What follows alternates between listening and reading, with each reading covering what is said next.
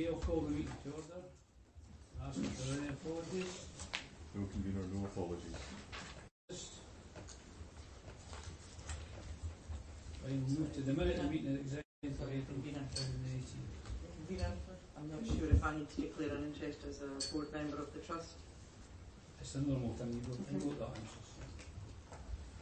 Minute of the meeting of executive held on 10th of April. If as a chair I should move that for the record. Indeed. Any questions on that? Rolling action log 10.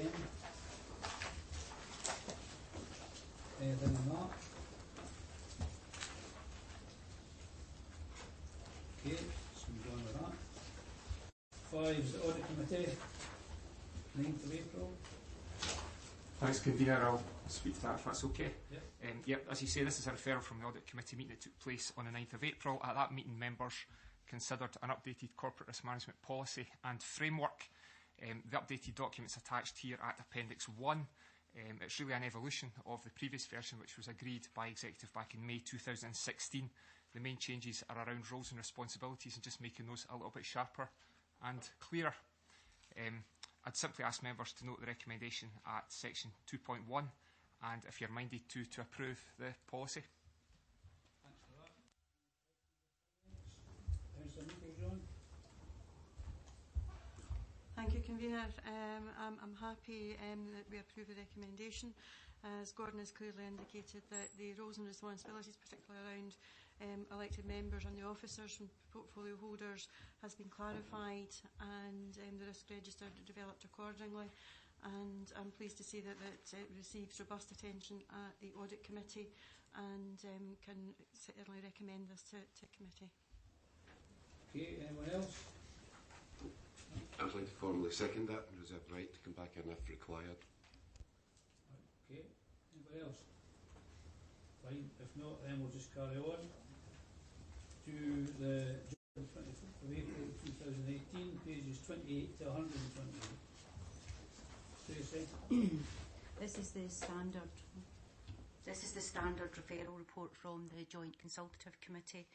The Executive is asked to agree the changes to 3 policies on this occasion. Those policies are noted at section 2.1 of the report: the driving at work policy, the gas safety management policy, and the time off for trade union duties and activities policies. The matters were considered at the Joint Consultative Committee and there were no significant issues raised. Therefore, we're asking the Executive to agree the policies. Okay, move that. Happy to move, as Tracy's indicated, issues raised were discussed with trade unions. There's nothing of concern there, so happy to approve. Convener, I would formally like to second. Fine, thanks for that. Councillor Nimmo? Thanks, convener. It's just a question in relation to the time off for trade union duties. I'm aware that obviously we have a number of reps on what we call 100% facility time, i.e. they're full-time reps. I'm just a bit concerned that there might be some sort of deficit in their salary in relation to whether there's guaranteed or contractual overtime. I'm just wondering if I can get some information on that.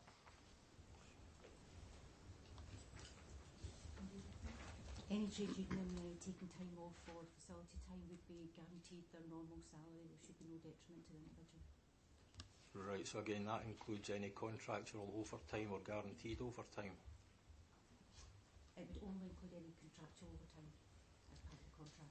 So it doesn't cover guaranteed overtime? Depends what you mean by guaranteed overtime. Well, I'm asking you. There's no formal, in terms of overtime, it should be contractual overtime. There is no normal arrangement called guaranteed overtime as such. So it would be contractual overtime only that would be paid during facility time. If it's offered on a regular basis, is that not covered by habit and repute? That would not be covered by a normal payment. It would only be those payments that are contractual as far as the contract's concerned, which would include any allowances as part of the contract and contractual overtime. Well, I understand there might be a problem when one particular job, and so I think if we agree fully that no union representative should lose money for doing their union duties, if their union duties involves them in a situation where they're losing money, that shouldn't be the case. Is that generally accepted? Okay, will you take that back, Tracy? Is that quite clear?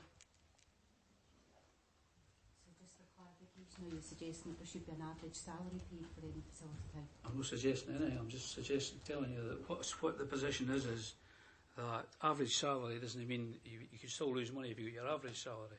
What I'm saying is that no union representative should lose money for doing union activities. That's payment is made in terms of the contract. Payment is made in relation to the fact that they don't lose money for doing union duties. It's maybe something you want to take away and look at, but I think that's generally conceded that that's the position of the trade union, the position of people here. Can I ask the views of the Chief Executive? I think we should take it off table and get details of particular points. I think that would be helpful in terms of clarifying what's required and we can come back to. Yeah, happy to do that. But I think, as I say, the committee has agreed that nobody should lose money for trade union duties, unless you want to move otherwise. Okay, fine. So we're taking off the table, but that's the feeling of the committee. Okay. Anyone else? Okay then, we'll move on to the Falkirk Community Trust, on pages 129 to 135.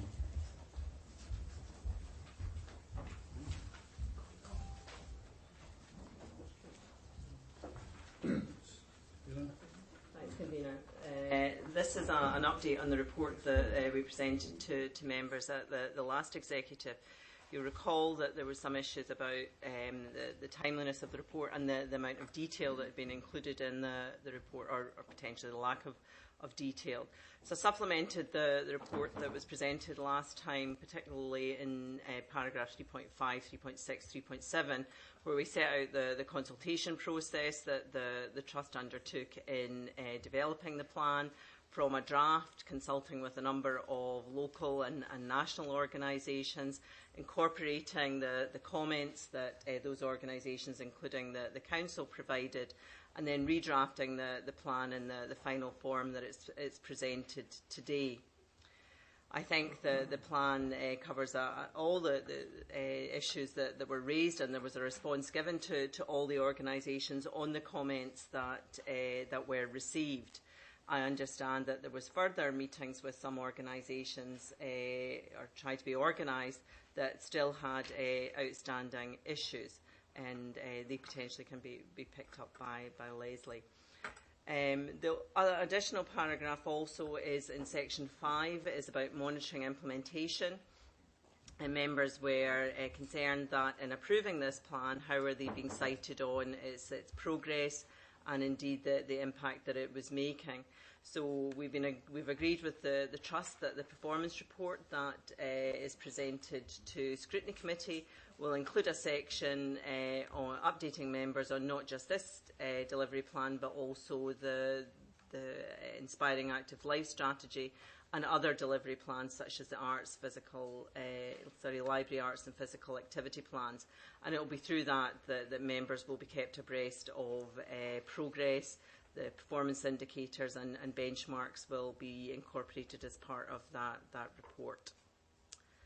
I'm happy to hand over to Leslie for the detail. Okay, just at that stage, I think we should invite Councillor Spears to the table. Do you want to answer questions to the report or speak to it?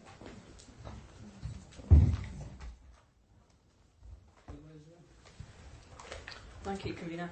As Fiona mentions, that we've made some updates to the overarching report. No changes to the plan itself. What we've done is we've followed up with all the organisations that have provided comments to the plan, and we've had acknowledgements of receipt that they'd received the comments, but we've not had any formal responses back, particularly from one organisation, the Friends of Kinneil, who did have significant comments to make on the plan. They, I know, discussed it back at a meeting in April, but I've not yet had any response back from the organisation as to how we've addressed the comments that they've made. Otherwise, there are no changes at all to the plan, but I'm happy to take any questions following on the concerns that were raised at the last executive. Thanks for that, Councillor Spears. You want to comment before somebody else, people ask questions? So Sorry, I believe I've only been invited to answer questions. That was your initial approach. No, sorry, I think you're entitled to speak. If you want to speak to the report, you can. Nothing really to add apart from what Ms O'Hare has said, and look forward to your questions. Okay, Councillor Nicholl. Thank you, Convener, and thank you to Leslie for bringing forward this extra information, which is very, very valued. She made mention there of the organisations with which consultation has been made. Could she provide, not necessarily now, of course, Convener, although she could perhaps give us a flavour of those organisations? Could she provide maybe a full list of all the external groups with which the consultations have been made? If you could tell us just now, just some of them that come off the top of your head. Yeah, the national organisations were Museums and Galleries Scotland and Historic Environment Scotland. We've received a fairly fulsome response from Historic Environment Scotland. Other national agencies included Scottish Canals. Clearly they have a heritage strategy as well. Local organisations included obvious partners within the council, different departments within the council, and a range of local heritage organisations including Friends of Kinneil, Communities Along Carron, Falkirk Local History Society, Greenhill Local History Society, all the local history societies that we're aware of in the area. And I think Fiona circulated a full list of the responses that we got and our responses to the responses. But I'm happy to provide a full list to you at the end of the meeting. Thank you for that. The committee obviously didn't lightly tell you to go away and think again, which you did at the last meeting. One of the items that I do recall there was an absence of was appropriate benchmarks. So how are we going to judge whether we are going to be successful in the aims in the heritage plan or not? Because I'm still we set up, it's a strategic plan with a range of partners. So there are the action plan at the end of the document shows who's the responsible lead on each of the elements within the action plan.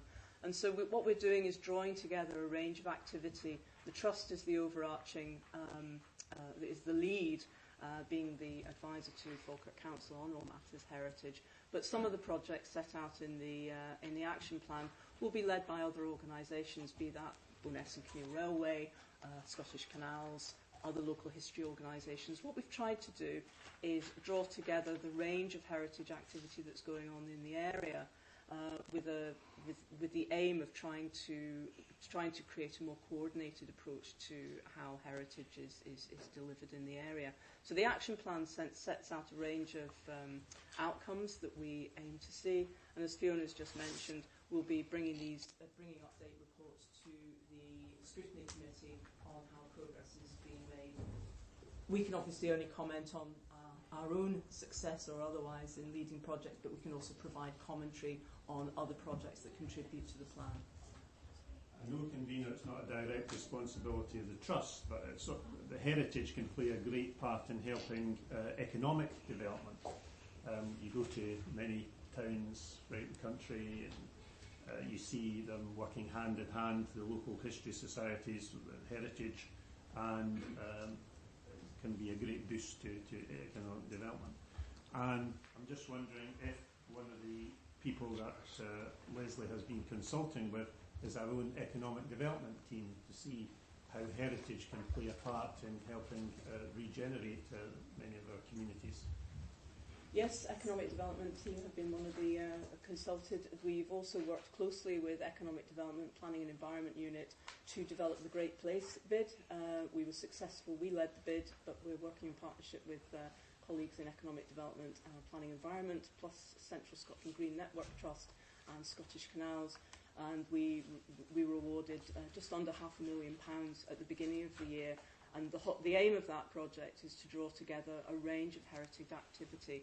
And part of the plan is how we move people around the area to enjoy the range of heritage attractions. Economic development sits at the heart of that project, and I'm happy to provide some full information on the project. There's a section within the heritage plan that picks up on the detail of that project.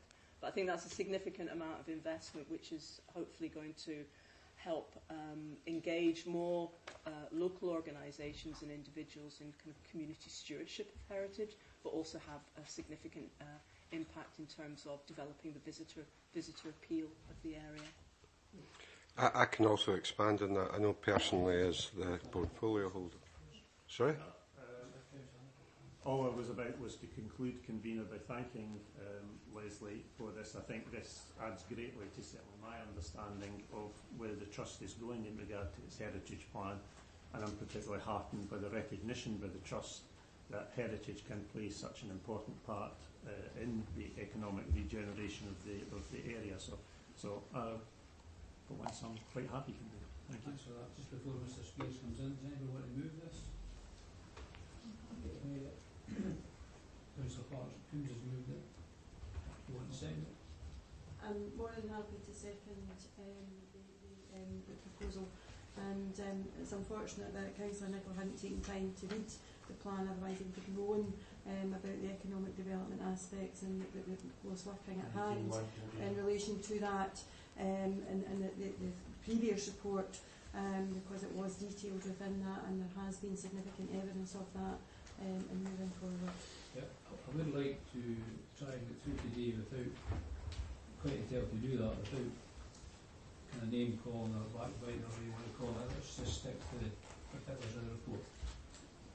As the leader well knows, Councillor Nicholl did read the plan very, very thoroughly. I found shortcomings in the plan which happily this committee agreed with me on at the last meeting, and it was unanimous that the item, I think, be continued. And the information that has come today has been very useful. Thank you. Councillor Spears. Okay, I thank Councillor Nicholl for his coalescing to the favourable plan that's put before us today. As for consulting with various heritage groups, I've particularly made it a point of trying to speak to every heritage group. I think I'm about halfway through at the moment, and I think it's very important that we consider not just Falkirk's heritage, but Denny's heritage, Bowness heritage, Grangemouth and, dare I say, Pullman's heritage. You were making inquiries about economic development. As I said in my statement at the previous meeting, that tourism brings in the most income of anything in this district. And we ignore our heritage at our peril. And we have a unique chance to, and this is where benchmarking is very difficult, because every area's heritage is different and specific to that area. You know, you can't compare Falkirk Town Hall with Edinburgh Castle, for instance. You know, they're different. So you need to gear a plan that is suitable to that area. But let's be under no illusion. We need to gear a plan that will bring income into Falkirk area. A lot of jobs, a lot of hotels, a lot of restaurants are reliant on that. And we have a unique opportunity here with various anniversaries coming up where we can celebrate our heritage and celebrate our history. Thanks for that, Mr. Spears. Anyone else? Mr. Alexander. Sorry, it's Councillor Spears. My apologies. I should refer to every member as councillor. I apologise for that. It's just an old habit when going back to 1980. But however, we should be addressed in the manner that they want. Councillor Alexander. Mr. Spears, how does the... Councillor Alexander, could you address the question from the chair? You just address the question from the chair, then we'll back it up. I just want you to... Fine.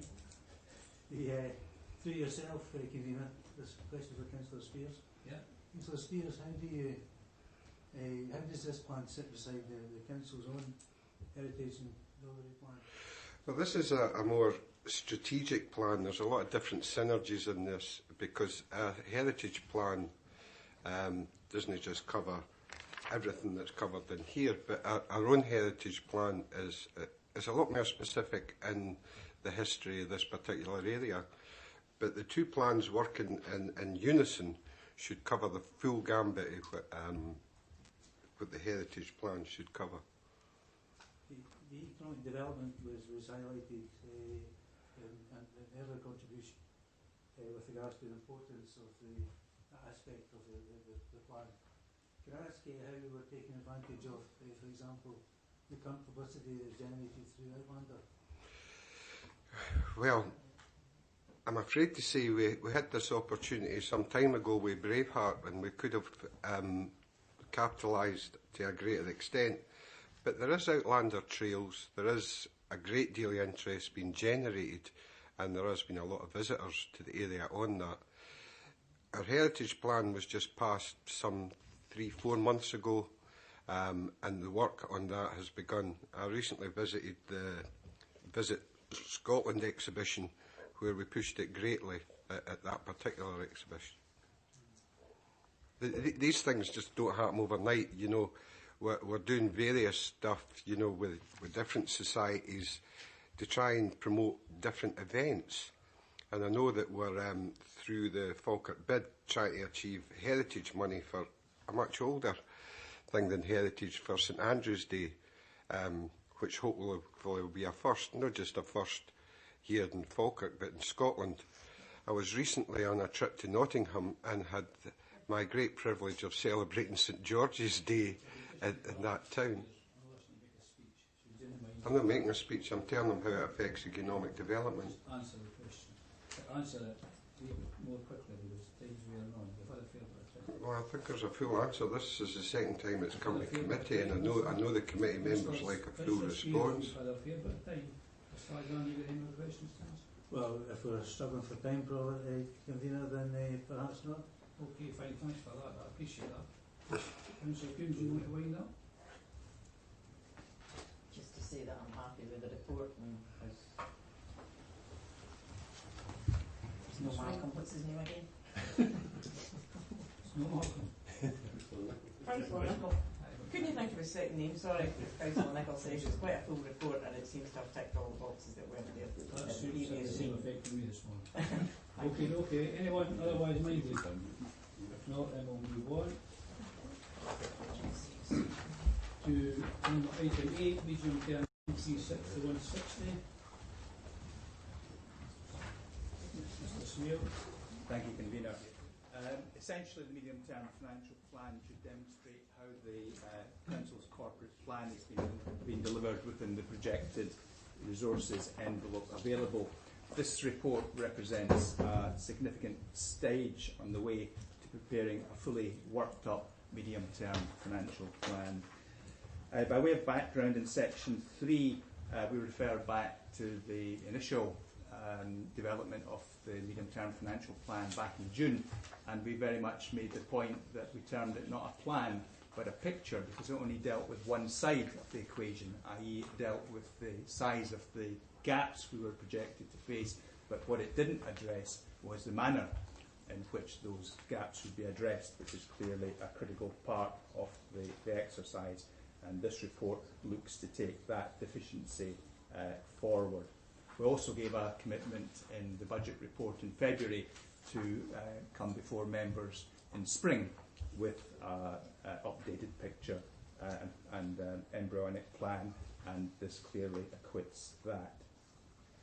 We note at paragraph 3.3 a relevant key message from the Accounts Commission financial overview, which was recently presented to members, and just to re-quote their quote: "Robust medium-term financial strategies and savings plans are increasingly critical to the financial sustainability of councils."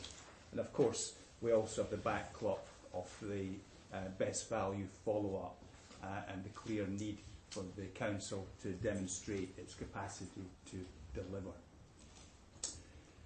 As will be evident from section 4.1 in context, there are a significant number of strands to have regard to in pulling together a medium-term financial plan. And just to pluck out some of the main elements within this section, clearly the economic dimension is significant. We've got the uncertainty of Brexit, and we've also got the new fiscal framework within which we need to operate. Revenue support grant is another key strand. It's by far the biggest variable in the overall equation. And we need to see where local government sits relative to other Scottish Government priorities against a tightening fiscal backcloth, and we still face the difficulty of only having 1 year settlements. Clearly, if we had that significant element firmer out for year 2 and ideally year 3, we would be able to prepare a much more robust position. We also have a different climate for pay, flowing from the Scottish Government's announcement at the time of the budget, and that's our biggest element of cost, so that's clearly a significant strand. We've also got the flow through from the Christie Commission, and you can see illustrations across the public sector in the bullets at paragraph 416, and specifically we have the rolling community empowerment agenda, which we pick up significantly so later in the paper. There's significant project areas. We particularly highlight the emergent Grangemouth investment zone, and also coming into our planning horizon is the end of the first PPP deal for the delivery of high schools. And the last element I would pick up on is the significant strand of demographics, and you can see the data at Paris 4.110 and 4.111 giving an overview of key reference points.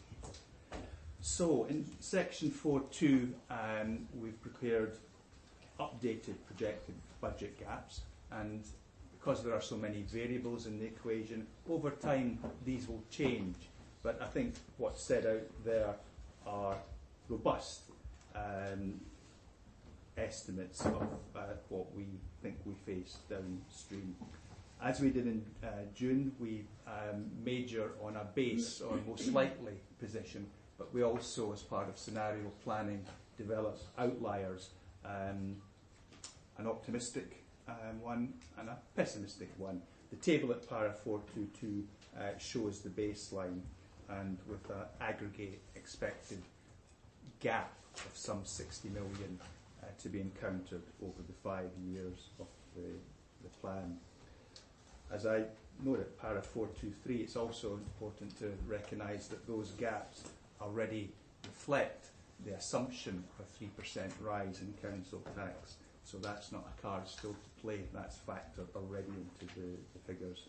So, as I outlined at the beginning, identifying how those gaps, that significant challenge, this 60 million, is going to be bridged in a credible, robust and timious manner is the key challenge we face in taking a viable medium-term financial plan forward. Indeed, talking about taking it forward brings us specifically to section 4.3, and we've based the way forward on what we've termed a three-pillar model, and that's appended. In 4.3.1, two hallmarks of the model are highlighted. Firstly, the interconnection, the strong interconnections between the three pillars in the model. They don't stand alone, they're not silos. And also the connection with key reference points, notably the corporate plan and the strategic property review, the latter of course featuring later in this agenda today. And also, and I think very importantly, the medium-term financial plan is very clearly, very explicitly aligned with the Council of the Future agenda in terms of the four capabilities. Para 432 gives an overview of the three pillars, the modern and digital work stream reflecting both existing and planned projects, and reflecting a reconfigured ICT asset and people capacity, essentially our resources, and their availability to deliver modernised services which the community value, and that's a critical aspect of how we take things forward. This work stream, as we'll see later on, looks to identify the key suite of projects which will be in large measure the means by which that 60 million gap is addressed. The data work stream, in essence, focuses on how we use data as an asset, and that's an important strand. And the third strand, enabled and empowered communities, recognises the need for communities to be more proactive and in control of the services they receive from the council. The further narrative in the paper sets out in considerably more detail what's behind each of these pillars. There were several workshops involving both members and officers, senior officers, to help take matters forward in terms of what the model and those three pillars might entail. So just zeroing in on each of these three pillars in the model in turn. The first one's enabled and empowered communities, and again a very strong link with the corporate plan and its commitment to its communities, partners and employees, and the series of bullets at para 434 I think very much illustrate that.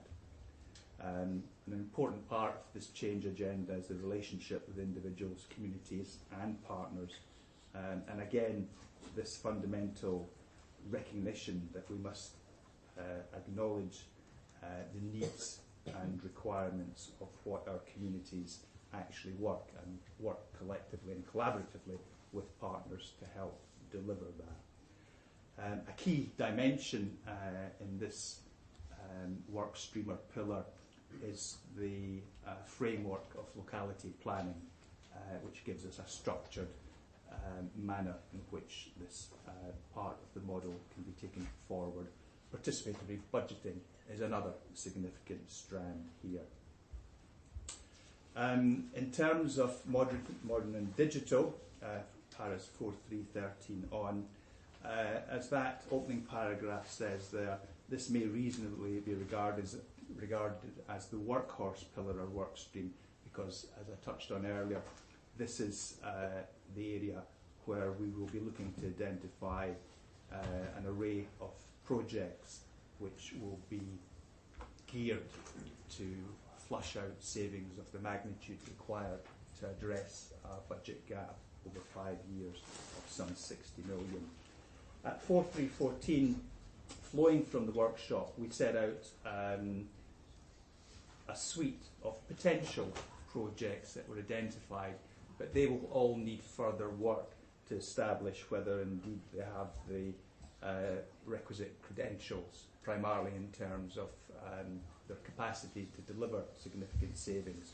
So they'll be reviewed, and a fully worked up version will be brought back to members after the summer, and it would be expected that that suite of indicative projects will be supplemented by other projects, because frankly there's not a lot enough there to deliver what's required. Out of the suite of projects identified, there's several where a particular comment is made. The first of these is at 4.3.17, linking with the waste management report, which appears later on the agenda, and just noting that the purpose of the suite of projects identified in this paper is to identify options for savings, and clearly when we come to the waste management report, there are options there that will cost the council more rather than make savings. And I think it's important that, considering that report, reference is made to the context of the financial backcloth that we're facing here. The second area where a comment is made is in the subsequent paragraph 4.3.18 in terms of education and the difficulty, the challenge we face in what is by far the Council's biggest service area, some 190 million, some 55% of the budget, but the difficulty because of constraints, notably limits on what we can do with teachers, we're very much we're very much constrained in what we can do there, and if it's not coming from your biggest service area, what are the implications for your other service areas, because you do need to balance the budget at the end of the day.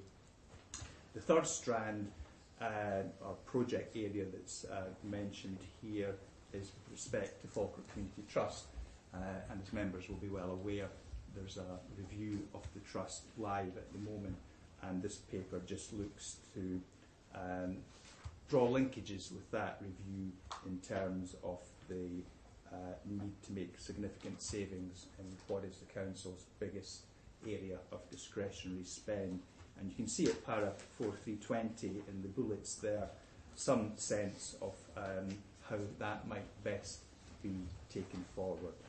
But these, of course, are options. It will be for members at the end of the day to select which options are selected.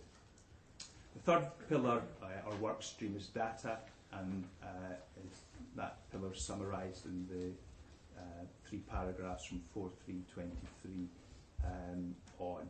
And again, it's really recognising information as an asset, which is important, I think, for all large organisations. The remaining parts of the report integrate other strands of the medium-term financial plan, most of which have been separately reported to members, so I won't dwell on them.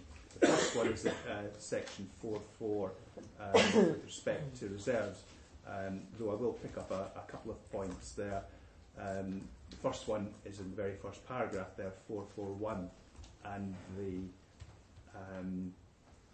highlighting by the Accounts Commission in their recent report of the financial stress faced by councils and the risk of reserves being run down and the consequences for the financial position of councils. We are still projecting, and this will be confirmed subject to audit in the outturn report, which will come to members in June, a general fund reserve balance of 12 million, which is consistent with what we've been previously reporting. And at 444, just to highlight, against a backcloth of having a strong position at the moment on reserves, a cautionary note, recognising that as financial pressures increase, and because of particular decisions made in the February budget, the cycle that we've been used to in recent years, whereby we direct significant proportion of the reserves to help balance the budget, but because of an underspend in the subsequent year, that effectively gets replenished and you're back to your original position. That, I think, very much will change going forward, as I say, because particularly of certain decisions taken in the February budget, and that replenishment is less likely to happen, and certainly not to the same scale. So our reserves in those terms, to the extent they're used to help balance the budget, will reduce more towards the floor. And I think that's an aspect members should be alert to as we go forward. There's the capital programme section 4.5, covering both the general fund and HRA, and as I said, have been reported to members. The subsequent section on Treasury 4.6, just noting, as we've done in the past, the very, very strong linkages between capital investment plans and the Treasury management dimension to it. You'll see at 4.6.4 the Council's debt profile, some 250 million scanning out into the future, and of course that helps our long-term planning. And to wrap things up, there's a short section 4.7 touching on long-term planning, extending our horizon beyond five years. So in conclusion, section 7, I think it's evident from what I've said and the content of the report that we do continue to face a very challenging financial environment going forward, and it's important that the Council is on the front foot, is proactive in terms of its strategic planning and managing its financial robustness and sustainability. Implied in this report, and particularly in the list of projects and the work and engagement required with the community, it will make a significant call on constrained resources, and recognising that we're treating this very much as work in progress, and over the summer are looking to develop the medium-term financial plan with a view to coming back in the early autumn with a more complete document for members' consideration. And Convener, just to round up, going back to the recommendations, you can see these as set out in para 2.1. I'm happy to try and address any questions or clarifications that executive may have. Thanks for that, Mr. Spear. Councillor Beagle. Thank you. Thank you, Convener. I'll start with the tribute to Mr. Snail and his staff for bringing this report and putting it together, and there's been a significant amount of work done in doing this. Saying that, the messages that have come through are quite stark, and Mr. Snail's detailed just how volatile and uncertain the financial outlook is at this time. Scottish Government funding from Westminster is not able to be determined in the short or the longer term, and with the overlay of the instability of Brexit, there's an added dimension to financial instability. In fact, I've asked officers to prepare a briefing for members on what the impact of Brexit might mean across the council area, because I think that we should be cited upon that. As a result, we have to look at our financial assumptions for the future and the stability of the council and how our obligations will be met. A process that began with last year's budget and has been further developed. Our starting point is our current position and the assumptions based on the best information we have, giving us what we have is an estimated gap of around 60 million over the 5 years. Audit Scotland have placed significant emphasis through the last few years during our scrutiny process of the Council on members, ensuring that they are fully informed and able to take evidence-based decisions in their financial planning. And as a result, there has been a host of engagement with elected members, including the development of this medium-term financial plan. Moving to a different model, as Mr. Snail's indicated, in our budget management, and there's not going to be the same flexibility or the reliance on perhaps underspends that could be reused for our reserves as we go forward, and that's accountable to a more robust monitoring process. Next stage, we're looking at how the gap will be met, and the key to start bridging that gap will be our transformational programme, which is now as matured enough to start to deliver on some of those savings. However, that programme will need to be continually refreshed and tailored to help meet that gap and further projects identified. But what is clear is that we can't continue the previous regime of salami slicing. It's no longer sustainable and can't continue. We will need to be very much more engaged with our communities and our citizens, and seeking out what's important to them as we go forward. Therefore, the locality planning is going to be key to developing our priorities as we progress, and that work I know is underway at this time.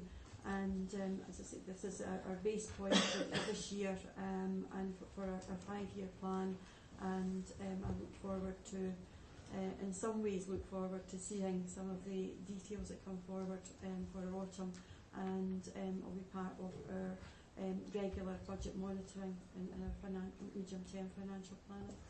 And therefore move the report. Thanks for that. Second. Can I formally second again? I would like to reserve the right to come back in later. Yep, certainly. Any other member? If not, then we'll move on to Household Protection Service, pages 161 to 175. Thank you, Convener. Members will recall that this matter was last considered by the Executive in February of this year, when an option was presented to members and recommended to members in relation to providing a charter compliant service in respect of the recycling charter. We also had received feedback from other local authorities, and that was included in the report in February. At that time, members asked officers to go away and look at other options which would be charter compliant but differed from that which we had recommended at the time, and this report is intended to cover that work. There is an issue for us, as members are aware, in relation to the recyclate, for various reasons, in relation particularly to the quality of the recyclate from the conjoined waste arrangements as we currently have. There are budget issues for us, and at paragraph 4.1 you'll see that we are anticipating a significant overspend against budget in the year 18-19. The Charter's requirements are described in the report, starting from paragraph 4.2, together with the associated code of practice, and there is a requirement for separate containers for paper and card, paper and card to be collected separately from metals, plastics and cartons. There's also provision for separate containers for glass and arrangements for food waste. So in terms of, there's also a provision for capacity shown in page 164. So in relation to the other options available for members, these are described in the report. The current collection service is illustrated, I think very helpfully, Ross, pictorially, in paragraph 4.5. And obviously you'll recall that our suggestions was to meet a charter compliant service by providing an additional bin. The option 1 for an alternative way to proceed is described at paragraph 4.8, and that involves the use of a trolley box system, which members have previously requested that we look at. In essence, the impacts are described from paragraph 4.9 onwards, but the trolley box system would replace the existing council bin together with the glass black box. The black box that households currently have could be retained for the other items that are currently placed in it, and separate arrangements will be made for collection of those items. This service, harking back to Brian's point, would be more expensive than the current arrangement. It is a curbside collection, and it takes longer for the items to be sorted and placed in the bin lorry. We would have to also provide, there would be requirements for provision of new vehicles, and also would have implications for our current contract with FCC, which is the provision of the black box and the food waste. So there would be tendering issues for us there. And there is a contract in relation to this service which runs until May 2022. The provision of the contract is for 30 days notice to be given of termination. However, our legal colleagues are helping us as to whether or not there will be further implications for an early termination, but we're not asking members to make a decision on that today, and full information will be provided when we are asking you to do that. We can apply to Zero Waste Scotland to fund the trolley boxes, and that would leave us, if we were to go down that system, we would need to make an application to Zero Waste Scotland for that funding, and we would also have our surplus blue bins, which we would need to consider disposal of those, and also storage. And I've also already mentioned the collection vehicles, which would require to be replaced. They would need to be disposed of, although there isn't a feeling that there is a significant second-hand market for that. Option 2, following on from that, is a similar option involving also a trolley box, but moving to commingled garden and food waste. This isn't a direction of travel that officers have previously supported, as there are a significant number of disadvantages to this, and these are described in paragraph 417. We don't have a current treatment facility in the area for food waste, and combined with garden waste, that would leave us with a significant amount of waste to collect, so there would be a requirement for us to create a bulking facility for that to be done. The cost per tonne of treating the garden waste would increase considerably as a consequence of the fact that food waste would be commingled, and there are significant there are owners' obligations on us in relation to disposal of food waste, as you would expect. As we've previously discussed at budget meetings, the garden waste collection is not a statutory requirement. We're not required to provide that service, and therefore, if we were moving forward with in the budgetary considerations to looking at charging for that service, that wouldn't be available to members in the event that it was commingled with garden waste. Further, there would be a requirement to collect the commingled waste on a fortnightly basis throughout the year, so that would be an additional cost, because as members know, we don't collect the garden waste all year round, and so there would be an extra requirement for that to be undertaken. And again, we have the contract implications that I previously described. Option 3 is the third option that we're bringing forward members to do the final option, and that involves, it's a 4-bin system, but there would involve the removal of the food caddy, because that could be commingled with the garden waste, as I've just described, and the glass collection. There's no requirement for us to provide a curbside glass collection. We can provide that, which we currently do, or we can have communal areas for the collection of glass, and members will be very familiar with these at supermarkets and the like.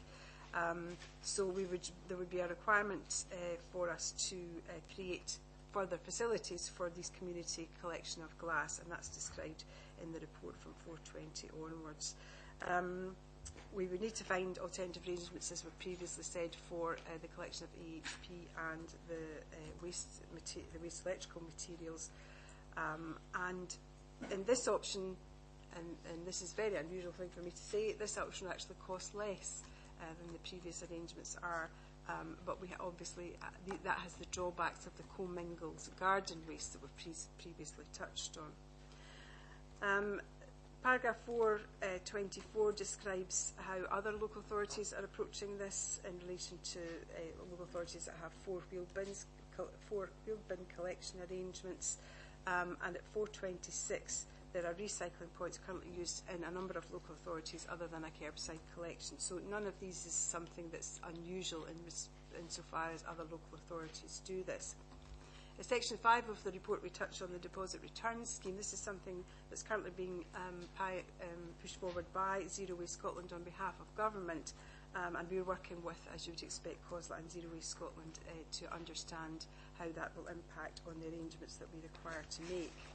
If I can draw members' attention to Section 8 of the report, the financial implications, there are each of the options that I've described, the financial impacts are captured in some detail. They're broken down in relation to the options 1, 2 and 3, and then at paragraph 8.3 you'll see there is a summary of all of the options captured in one table. You'll see the saving at option 3 that I mentioned and our original option. The original option at the time that we presented this to members was cost neutral. That was because we had an offer of £1.47 million from Zero Waste Scotland to fund the new bins. That offer's obviously fallen, so we're not including that there. We're showing that as a cost, but all of the costs shown there are subject to reduction if we were successful with a bid to Zero Waste Scotland for the trolley boxes or new bins as members decide. I have to say there's no capacity for us to bid to Zero Waste Scotland for additional vehicles. So taking us back to the recommendations, convener, the members are asked to consider the terms of the report and the other options that have been brought forward by officers to agree on a preferred methodology, either the one that we brought to you in February or the others that have been brought to you today, and to authorise me to make a bid to Zero Waste Scotland for the equipment, and to instruct me to report back once the outcome of that application is known. Thank you, convener. Thank you, convener, and thanks to Mrs. Geiser and the team, especially Carol and Ross, for this report. In para 4.1 it states the budget for treatment of blue bin material is currently expected to be overspent in 2018-19 by circa £1 million, as Mrs. Geiser alluded to, and pressures are increasing. Quite simply, this is unsustainable, and we need to address this as much as possible. In opting for a charter compliance service, we need to make 4 main considerations into this account. The environment. In a perfect world we wouldn't be recycling but reusing, but in the meantime we need to recycle as much as we can and maximise the quality of the recycled material collected and processed. The residents of Falkirk District, we need to give them a service which best fits the majority's needs, which is difficult as there is no one size fits all, which I'm sure we're all aware of. Financially, and Mr. Smale mentioned this as well during the medium-term financials planning, they stated earlier the budget for the treatment of commingled recycle expected over the £1 million. And also the workforce. We will need to be continuing to consult with them and work with the unions and to make sure the service is okay for the guys as well, because they do a good job as well. Let me highlight section 5, which is the DRS, is the deposit return scheme. It touches on the impact of DRS and council's waste collection services and let me expand on that a little. I met with officers from Waste Management Team and Ian Gullen, CEO of Waste, Zero Waste Scotland, yesterday afternoon. Among other things, we brought it up to speed on where we are in relation to DRS. A couple of points from the meeting. The public consultation on DRS anticipated to be conducted in the summer by the Scottish Government. The scope of the materials for DRS, which is really interesting and will affect us, is still to be determined, but there was a confidence that most plastic cans and glass bottles will be included with all other single-use drinks containers. For example, Tetra Pak, which is Ribena, and pouches, which is sort of a cappy something. There is other sheer good makes of these two drinks. Zero Waste Scotland are looking at the role that local authorities can play in DRS. For example, they're mentioning utilising workforce and infrastructure, communications, links with community groups, plus how it will affect collections and litterings, which it will have a great deal, I think. We have officers in Falkirk, which Ross is a big part of, liaising with colleagues at Zero Waste Scotland and other local authorities at this time. There is no doubt we need to take into consideration DRS when making any decisions. We cannot spend money on a collection system which could be partially redundant in a couple of years' time. We need something that can adapt. Looking at this report, it's quite clear to me that options 1 and 2 are not correct system for us at this time, for two main reasons. The cost, capital and revenue, and the fact 2 of the compartments, which could well be glass and plastic and cans, could be pretty empty when I'm sure it will be when DRS is a proven success, as in other European countries. This would leave us with a fleet of vehicles surplus to requirement and some poorly utilised trolley boxes. On to my motion, which I've got copies here for you, Colin. My thoughts behind the motion and the option is that it is charter compliant, given the required standardised approach in the collection of recyclable materials, metals and plastics in one bin, paper and card in another, and non-recyclable in the other. It removes, for the majority of households, the need for a separate food container, and then it combines this with the garden waste. It's flexible. When DRS is a success, the need for curbside glass collections may diminish, and this can be adjusted to suit. It gives residents the option of having a brown bin or not. Currently, in a fortnightly collection, an average of 40 to 50% of brown bins are presented, though in the leafy suburb it's a wee bit more than this, I believe. And in a full weekly collection, the average is 65 to 70%, so there is scope for removing some of that. So with around 68,000 bins, the actual uptake could be lower, hence using the new, hopefully funded by Zero Waste Scotland grant for grey bins.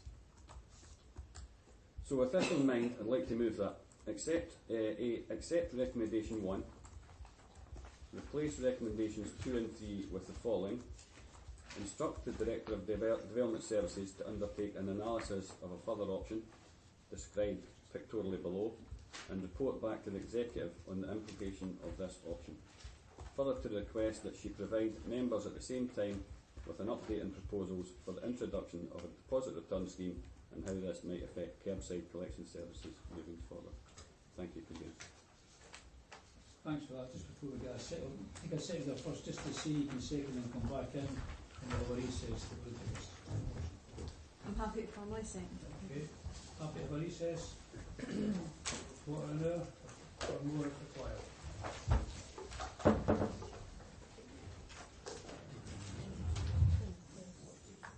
We've heard the convener, the portfolio holder. Anybody any questions or comments? Councillor Kerr? No, speak your light on. Put my light on. You've not had your speaker on all day. Oh. I recognise there's a desire for people who want to hear me, but has anybody else got any comments or questions to the convener, or the portfolio holder, or officers? No. I think my concern would be, again, I recognise the difficulty people are facing, but we do have another report to go back, and there's no real there's concerns as to how we're actually going to work it with the food bin over the piece. I mean, I recognise that the SNP did say in the election paperwork that the worst decision that had ever been taken and had been disastrous was the 4-weekly bin collection. So I do recognise that there's a change in that, and and that's welcome. It's always welcome to do that. But going forward, there are other issues going forward that the Director, we've put to the Director, and we'll see. It's unfortunate we've got the extra bin, but that's life and we accept that. So, anybody else got any comments? Just a question. In the report, it's sorry, nobody wants to do it. In the report it says about the 1 million overspend expected in 2018-19. If this new proposal was to be introduced, how quickly would it be done and would it avoid this 1 million overspend? Well, what we're being asked to do today is to go away and look at this and cost this one and describe the implications for members coming forward. So that we'd have to come back to members in any event. Then you would have to make a decision as to which of these options you wish to pursue. We would have to make an application to Zero Waste Scotland for the funding for the bin or whatever it was that members wanted to happen. So that would take a wee while for that to go through the process. And then we would have to roll out the new arrangements, whatever they were. So that's usually takes quite a wee bit of while. So we're probably significantly into 18-19, I would say, before we've even started to complete the rollout for that. And so I don't know how much of a bite it would take out of the 18-19 deficit. And as we say, we've got the DRS coming along, so I don't know what impact that's going to have with the service moving forward. So we need to report back on that in due course as well. Okay. Obviously there are quite a few options here, and this one just looks like option 3, but with a black box. But I'm trying to clarify in my mind how this option is better than what was put forward by officers in February. In February, if I remember rightly, it was still 4 bins, but it was the black box and the food caddy, which would mean that we don't have to spend money on a system whereby we're collecting, as you said, the brown bin as is not a statutory requirement by council. And it just complicates things as far as I'm concerned. A lot more people now are using the food caddy and like the weekly collection. And as I say, I may be just missing something, but I can't see that this is any more beneficial to residents or to us as a council financially if we're going to start to put food waste into the garden waste, which we then have to look to treat. And we also need to collect throughout the year a big bin rather than the small food caddy. But that's just what members are asking. Well, what the motion suggests is that we come back to you with this costed and with all the implications, so that we would be able to advise you on that, and you can then have regards to that, and amongst all the other options, the 3 options that you have today, this one and the option that the officers presented in February, before you make your decision, if I'm understanding the portfolio closer correctly, this is one that you're looking to have costed and the implications of it understood. As Councillor Gardner said, we do need to take cognizance of finances, the environment, the people and the staff, and using those measures, as I say, I still can't see how this is any more beneficial to what was suggested in February.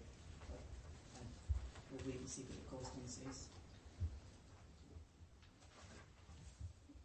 The other thing to remember, of course, as I understand it, is that the food bin that we have now will still be lifted on a weekly basis. Is that right, Mrs. Geisler?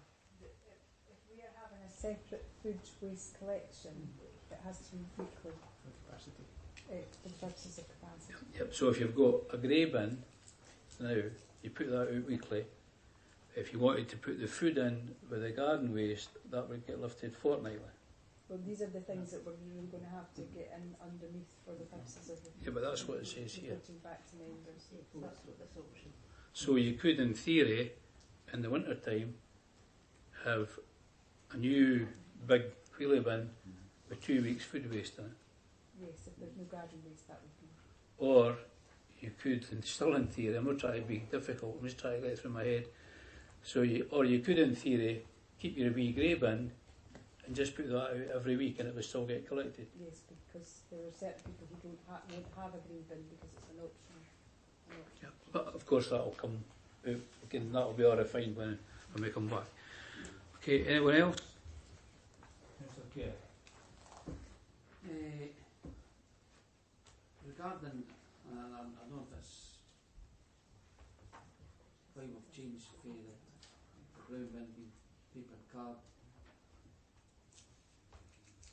Is a grey bin because the big grey bin is because we're food bins now that we go to the grey for waste and food? Because getting residents to change from the brown bin that they've always put their waste in, they go to the grey bin, they take a lot of communication. I've not got a brown bin because I live in a flat, but I'm sure people's brown bins now will be absolutely stinking. So we've got to put paper and card in that. But we need to get room and clean everybody's bins before we start that. Should be clean their own bins for a kicker. There wouldn't be an expectation that the council would clean bins. No, if you were using this option, then the residents would require to clean out the brown bin and use that for paper and card moving forward. Obviously, once you've done it once, it would be clean thereafter, and you wouldn't have to clean it again. And the new bin in this option is for garden waste. And if you didn't want one, then you could choose not to have one. So, for instance, in your instance, you wouldn't have one because you don't have a garden waste bin just now. And my other question is, we spoke about a facility for, we don't have a facility for food waste at the moment. No. Much would one of them cost? Well, we'd have to have a bulking facility, and the cost of that's included in the report. Too many lights on, sorry. Next speaker's going to be... It's £500,000. Mrs. Gowser, we after Mr. Councillor Kerr, Councillor Nicholl, then Councillor Nimmo. Catch you after that. I was going for a point of clarification. We just need to ask for a point of clarification. We're still talking. Pardon? We're still getting some information. Just hang on a second, Councillor. No problem. Mrs. Gowser's addressing Councillor Kerr. You keep your light off. Still too many lights on. How difficult is it? Yeah, try that. You put yours on. £500,000. It's shown in option 2 of the table. On No, that's not what I asked. I asked is much would a facility to treat this cost? We've got, I didn't mean bulk storing an actual facility. Is it 500,000 for a new facility? That's the question I was asking. How much would it cost for? At the moment, our food waste is not treated in our area. It's Cumbernauld, isn't it? It's treated in Cumbernauld. So the food waste goes to Cumbernauld, to the treatment plant at Cumbernauld. This is a bulking facility, so I used to bulk it and take it to Cumbernauld. I understand that. But my if question was, how much a would it cost? facility would be in the millions. That's all I asked. That's all I asked. Thank you. Thank you, Convener. An extra bucket is never going to be very popular, Convener, with many people. The report is peppered with references to the, let's say at the start, household recycling charter. Is the director saying that this is something that we have kind of brought on ourselves a bit by agreeing to this charter, or is it something that is mandatory? And could she also advise how many councils in Scotland have signed to this household recycling charter, and what has happened to those who have not signed?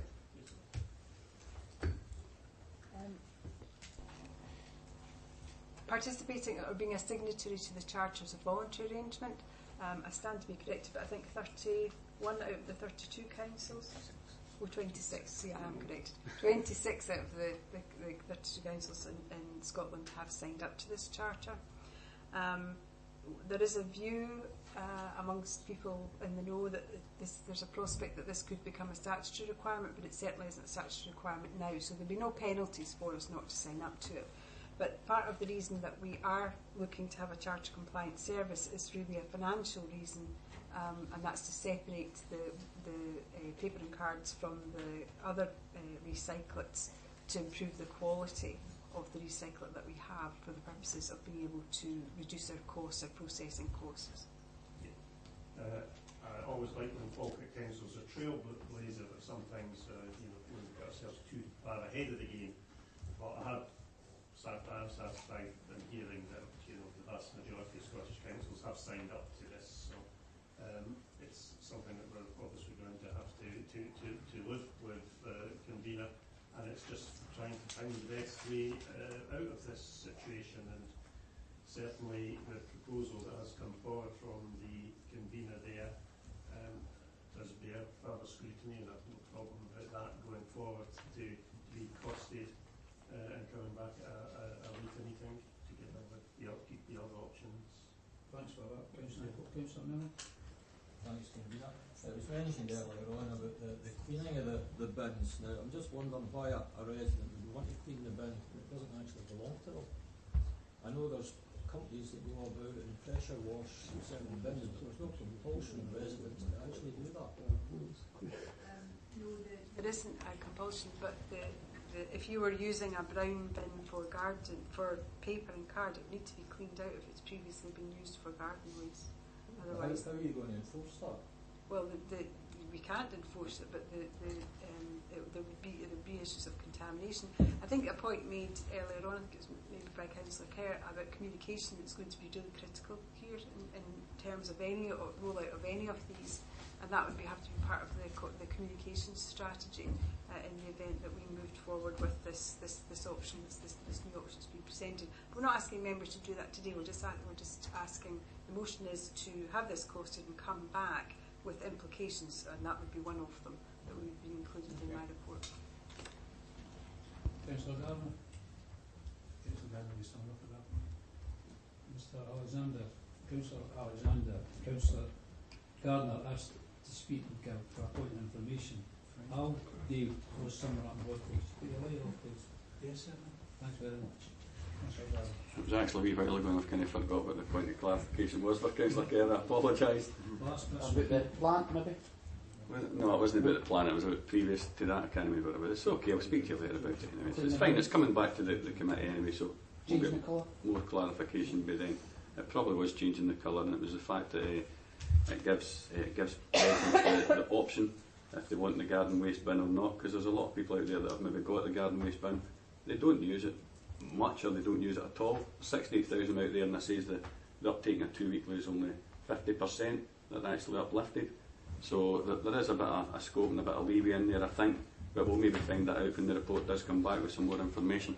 Right, just one thing if you clarify with Councillor Gardner, you're opening down, but you said in a perfect world we would not be recycling. Yeah. See, that would make a perfect world if we didn't recycle. It would certainly make a perfect ordinary setting for the environment if we weren't recycling this. It was all reusable stuff we were actually doing. If we weren't using this and we were using this, for instance, that would be pretty good. We shouldn't recycle. Right, no, we're not saying we shouldn't recycle.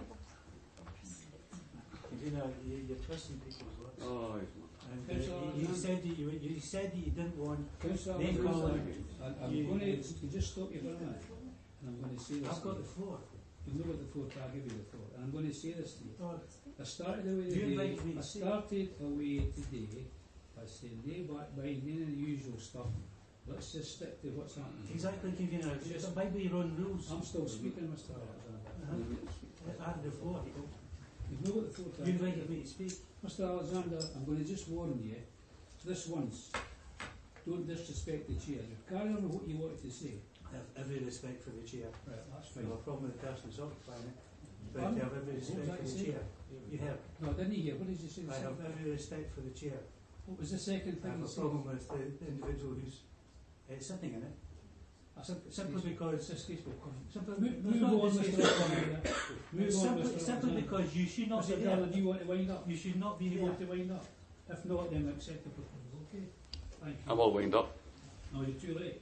I'm too late now. Yeah, I just asked you if you want to wind up. Just carry on. Strategic Property Review, pages 176 to 215.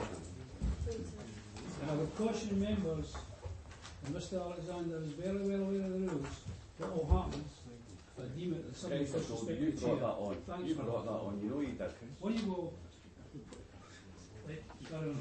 You have no right to occupy that chair. What did you say again? I said you have no right to occupy that chair. I would wish to make a complaint, Mr Moody, with regard to the manner in this meeting has been conducted.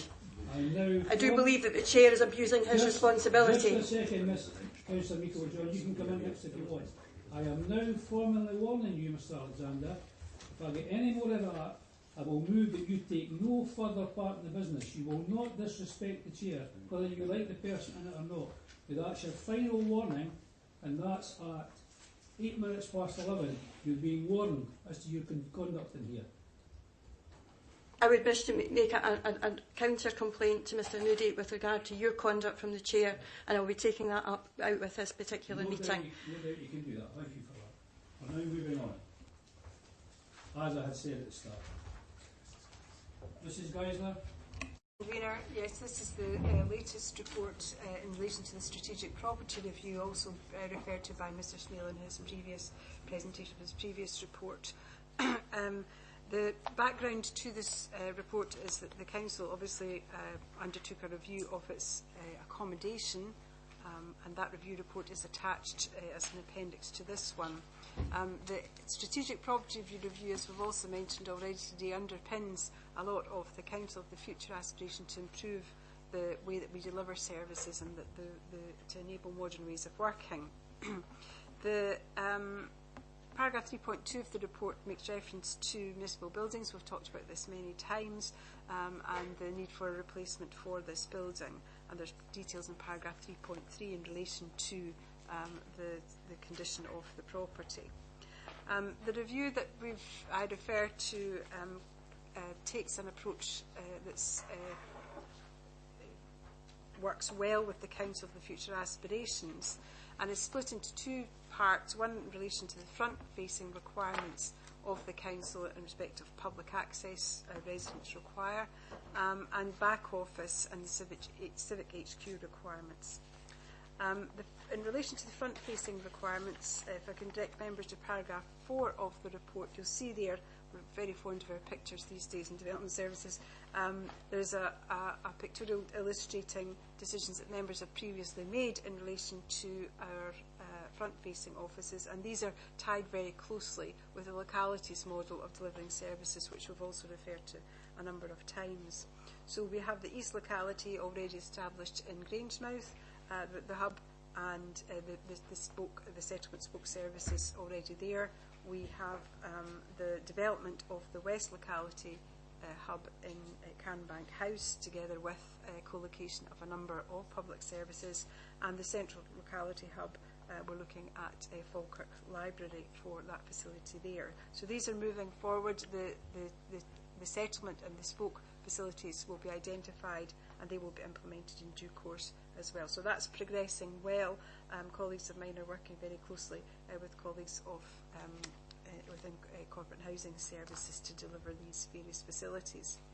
As a consequence of those decisions and the plans that are coming forward there are a number of front-facing office properties identified in paragraph 4.4, which will no longer be required moving forward. And you'll see at table 3 later on in the report how we are proposing to move forward with those. In effect, we will be reducing 12 front-facing office premises down to 5, another 2 in association with the hubs that I've described, which obviously has a significant saving to the Council, both financial terms and in carbon management terms. And there is a table later on in the report which shows the cost implications, which will give a 7-year payback period, and then there will be a saving per annum thereafter. So that's moving forward quite briskly and well. There remains a requirement for us to address the issue of a civic headquarters and the back office requirements. Now, we have 14 buildings that are used for that purpose at the moment, and along with a number of other local authorities and indeed public agencies within Scotland, we are wrestling with this issue of being able to cut down the number of offices that we use for back office accommodation and move forward to the modern ways of delivery. Assisting us in this exercise has been the Scottish Futures Trust. They are engaged with pretty much all of the local authorities, I would say, in Scotland in this exercise. And we've looked at a demand-driven model, which is shown in paragraph 4.9. The summary of our needs is in paragraph 4.10. We will need 960 workstations, a democratic HQ core in relation to debating chambers and accommodation for members, and a number of support staff, together with civic spaces and various ancillary accommodation for reception, IT, etc. Affordability is our next section. That's obviously going to be a huge challenge for us, as Mr Smale has mentioned already, because as well as our back office requirements and the democratic function requirements within the council, there's also a need to replace our arts centre. And we previously considered this as a 500-seat facility with various associated accommodation. So moving forward, we have identified two general scenarios. Now, I would stress to members that this is at a fairly high level at the moment. There's been a great deal of work done, a great deal of detail. Leslie has millions of spreadsheets with information associated with this. But this is at the moment at a very high level, and as a consequence of that, we are just asking members to get a flavour for the costs that might be associated with these proposals moving forward, and also the options that are available to you. So scenario one would have a new build, a small office HQ with around about 100 workstations, together with the democratic activities that we've described, and an arts centre. And we're using as our baseline here the current site, on the basis that this is a site that we own and we're familiar with the location and costs associated with that. The scenario two that we've looked at in general terms is to build a new back office HQ together with an arts centre. This is very similar to the proposal that was before members previously, which was put on hold in May 2016. But it anticipates a larger back office, accommodating all of the back office staff that are required, the 960 workstations that I mentioned earlier on, and that would also include the democratic activity that I've described, and there would also be the arts centre incorporated into that. So the costs that are associated with those are contained later on in the report at paragraph 6.2. But I would say that they are I would emphasise to members these are high-level costs. It's really just to give you a feel for the sort of numbers that we're talking about, and there need to be an awful lot more work done on these, and that's one of the recommendations of the report. Just to take us back to the point made earlier by Mr Smale, you'll see from these numbers that either of these scenarios cannot be delivered without having a significant impact on your budgets moving forward. As with the front-facing offices, that will free up a number of surplus offices, and these are described in paragraph 415. You'll see at the bottom that the municipal building site will be available if we don't go for, or part of it, if you don't go for the new build option 2. And Abbotsford House and the Forum may be available if you decide not to go with scenario 1, which would involve refurbishing a number of existing offices that the council has. The Civic HQ and Arts Centre options, we went to the market, you'll recall, in relation to delivery of this project, and there were a number of responses that we received, and these are detailed in paragraph 416 of the report. There are some of these that we are suggesting should be discounted from your consideration moving forward, a site at Princess Street and a site in the suggested sites in the high streets, for various reasons. The first one is really too small a site, and the second are too imprecise, and none of the sites is in our ownership, so we see that in terms of deliverability, those being too challenging to deliver in the time scale that we have. As we said, there are issues in relation to the project and the cost of the project. A significant amount of cost of the project may be associated with the Arts Centre, and members may wish to consider moving forward whether or not they wish to take a phased approach to delivery of the entire project. In any event, depending how you decide to move forward, the project could take between 2 and 5 years. This is the 2 years is commensurate with the original project, and obviously 5 years if you were looking at something that was more complex. Because of this time scale and because of the continuing deteriorating condition of this building, we're suggesting that members consider the fit-out of the spare accommodation at Falkirk Community Stadium. If you recall, way back a wee while ago now, when one of the options for accommodation for development services was to take that accommodation, fit it out in the stadium in the event that we were to move from Abbotsford House. Obviously, as things turned out, we haven't moved from there because that property was purchased. But in terms of a fit-out of that accommodation for the purposes of resilience, that's one of the recommendations that we're bringing forward. In the event that scenario 1 was favoured by members, it would obviously be used for accommodating councillor staff. In the event that scenario 2 was the one that was delivered, that accommodation could be let, and it would be a good office accommodation offering to add to the council's portfolio, particularly with it being part of the new gateway development that members are aware of. Turning to some of the numbers, there's table 1 shows the details associated with the front-facing option that I've described, and showing how the break-even occurs and the savings will start to flow in due course. And table 2 shows some costings for the scenarios 1 and 2 that I've described. I would emphasise again, these are very high-level costings, but you can see the costs associated with both of these are very significant in capital terms. The capital receipt options available to members moving forward have reduced from when the original project was promoted, and you can see the impact on the bottom line, the revenue budgets shown at the bottom of the table for both of these options, and there are a number of notes included as well associated with with the costs. Table 3, which I've mentioned before, shows is really we've pulled together all the properties that would no longer be required in relation to these scenarios, and have recommendations in respect of how these should be taken forward. There will be opportunities for repurposing some of these facilities, whether in association with partners or potentially to support the early years delivery of the early years campus requirements, and more work will be done on all of these as we move forward in the process.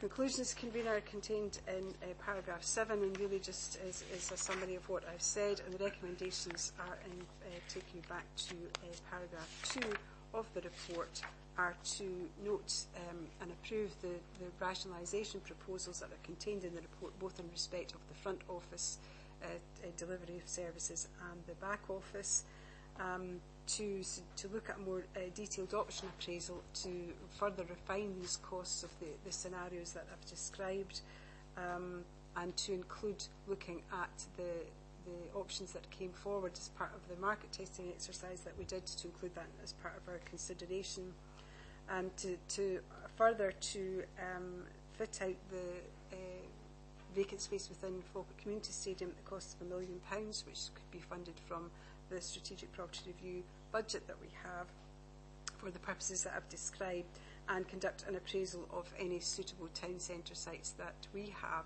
that could be realised for the purposes of supporting some of this work moving forward. I'm happy to answer any questions, Convener. Councillor John. Thank you. I think this is a very, very detailed report. It's very, very complex and a lot of information in it.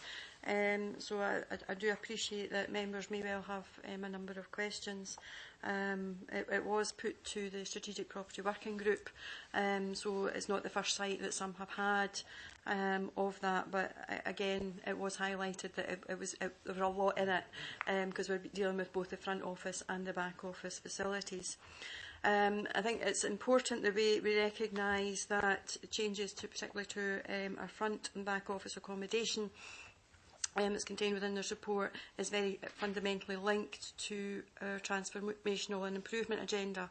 and as a result, in order to deliver the financial savings that are required to fill our budget gap that Mr Smale has been talking about in our medium-term financial planning, some of those things really do have to happen.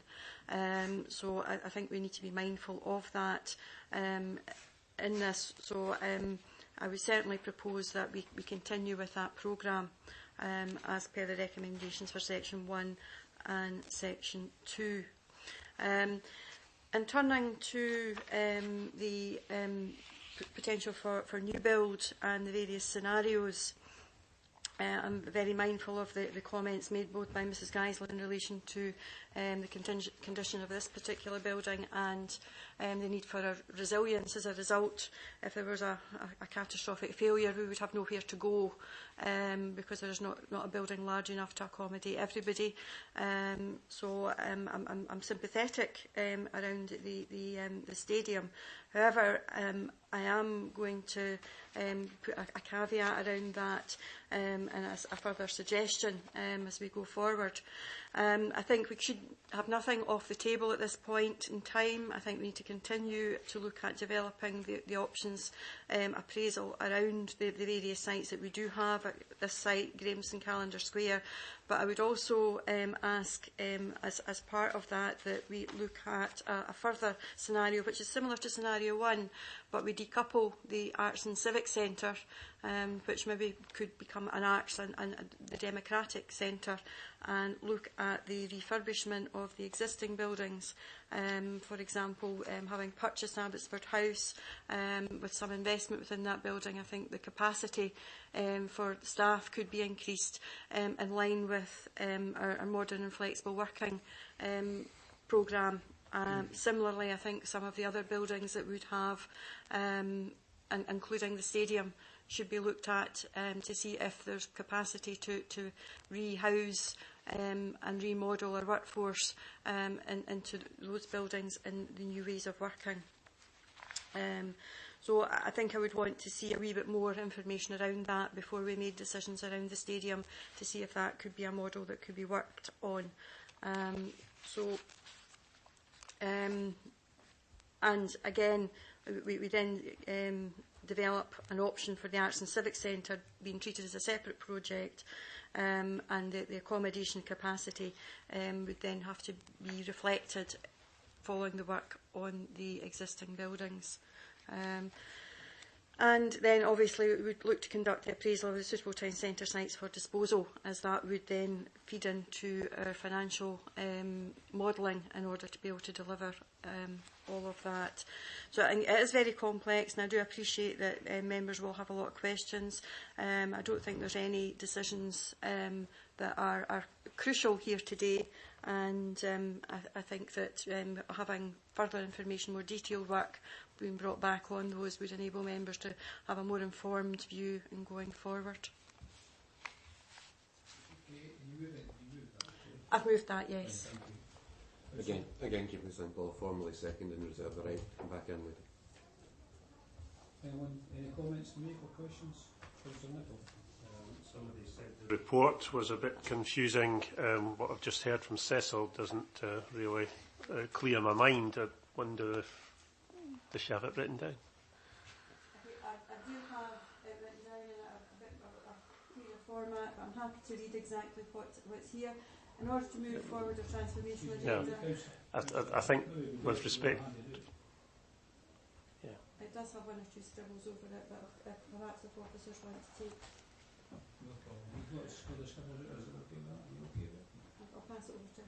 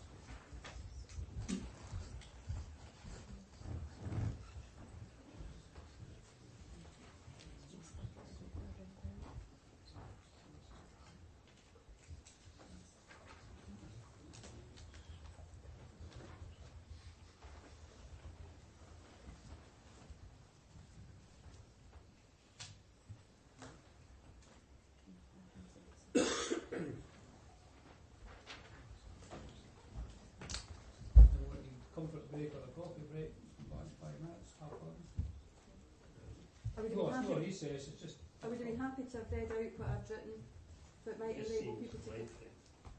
Well, I appreciate that was a preamble, but it is. But as I say, the convener had allowed me.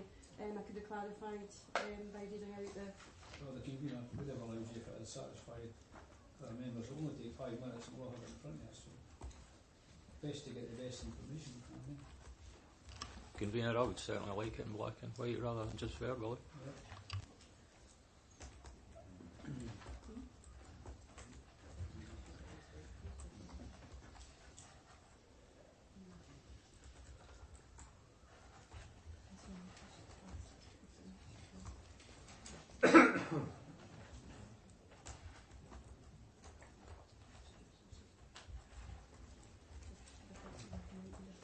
Michael, John, do you want to speak to it now, whoever has got it, or are you quite happy to just take questions on it? I think what I said was very much what's been written within the motion. The wording may be slightly different, with references to perhaps scenario 1 not being actually in the actual wording of the motion. But I think it was fairly clear to what I was saying. Okay, Councillor Nicholl. Well, I'm still studying it. Right, okay, yeah. Slow reader. Right.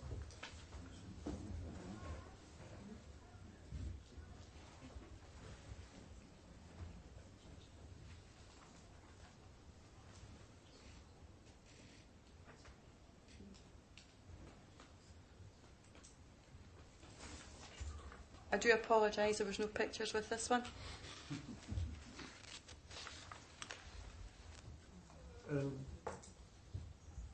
Convener, through you, could I perhaps ask Mrs. Geisler just what her interpretation would be if this was successful? What to a layman like me, it just looks like putting it back on the back burner and whatever, maybe doing it an injustice.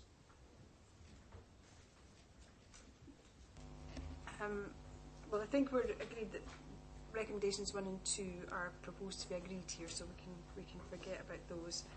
But in respect of the more detailed option appraisal exercise that I'm suggesting in my report, one of the options I think that the motion includes would be for a decoupling of the office accommodation and the Arts Centre, so that would mean that we could look at those separately and perhaps take a more phased approach, as I alluded to in my report. The refurbishment of the existing council-owned sites as Abbotsford House and Falkirk Stadium would be part of the work that we would be proposing to pursue through working up scenario 1. So these that would be accommodated there. And then, as I say, there's reference in here to the Arts and Civic Centre being treated as a separate project, and we would address the capacity requirements accordingly. So I think this is about linking into the recommendations around the more detailed option appraisal exercise that's been described in paragraph 3 of the report.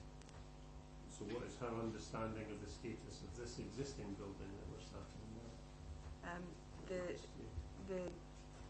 The status of the condition of this building was obviously discussed at the executive in September, when there was a report from me which outlined that it would be it wasn't a preferred option moving forward in respect of the accommodation for back office accommodation or for the democratic core.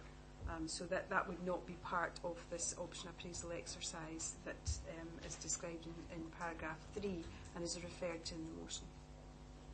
As I'm reading this, and I may of course be wrong, Convener, it's suggested that the staff from this building could be accommodated within Abbotsford House and Falkirk Stadium. Is that what the reader's saying? Can I clarify that? Yeah, well. It may not just be within those 2 buildings, there may be other buildings within the council's own estate that could capacity with the new modern ways of working could be refurbished to accommodate staff. But until that piece of work's done, we don't know.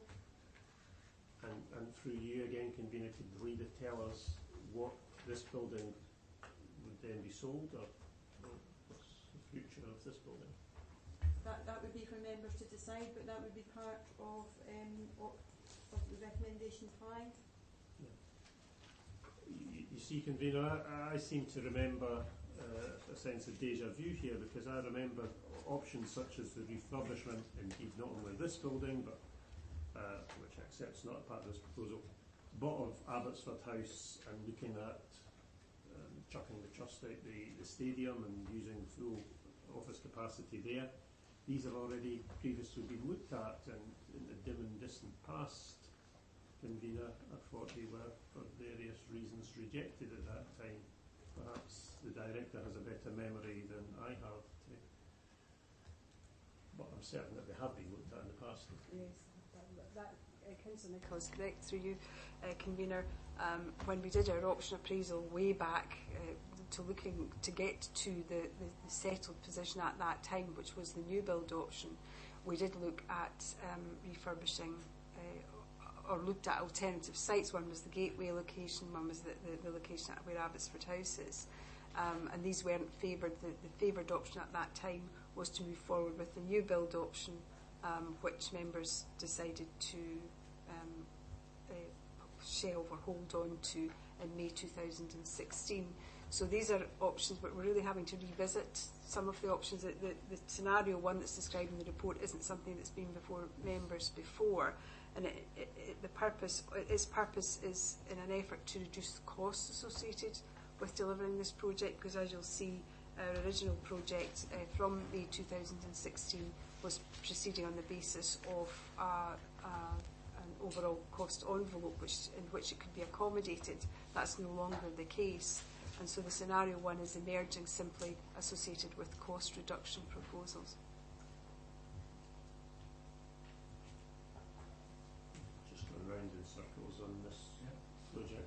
Councillor Patterson, Coombs, sorry, my apologies. I knew it was usually the last answer. I think Names and titles this morning, have we? The director alluded to it there just now about, obviously a lot of this is the previous proposals that were put forward in 2015 by the previous administration, and we're talking about costs, obviously it's important. Can you just correct me, or is my memory correct? The proposal originally, when it was 2 or 3 years ago, was about 21 million, and about 7 for the civic centre if we shared it with the college. Yes, that's right. From memory, the whole project previously was £26.8 million cost. That was the new building here, here in front of this site, and the Arts Centre incorporated into the college, the new college campus. Since then, obviously, what's being proposed now as scenario 2 is a larger building, because we're suggesting at that point, if you remember, the previous proposal was to accommodate the staff from this building and from Abbotsford House and from Calendar Square and Willow House as well. Willow House was the other one. And the staff who are currently accommodated in the Forum and Sealock House would stay in situ. This scenario 2 that we're illustrating to members today would involve all of the council's back office staff being located in one place, which is why I said at the beginning that we've got scenario 1, scenario 2, but there may be some hybrid in there. We could go back to the original proposal if members wanted to, incorporating an arts centre.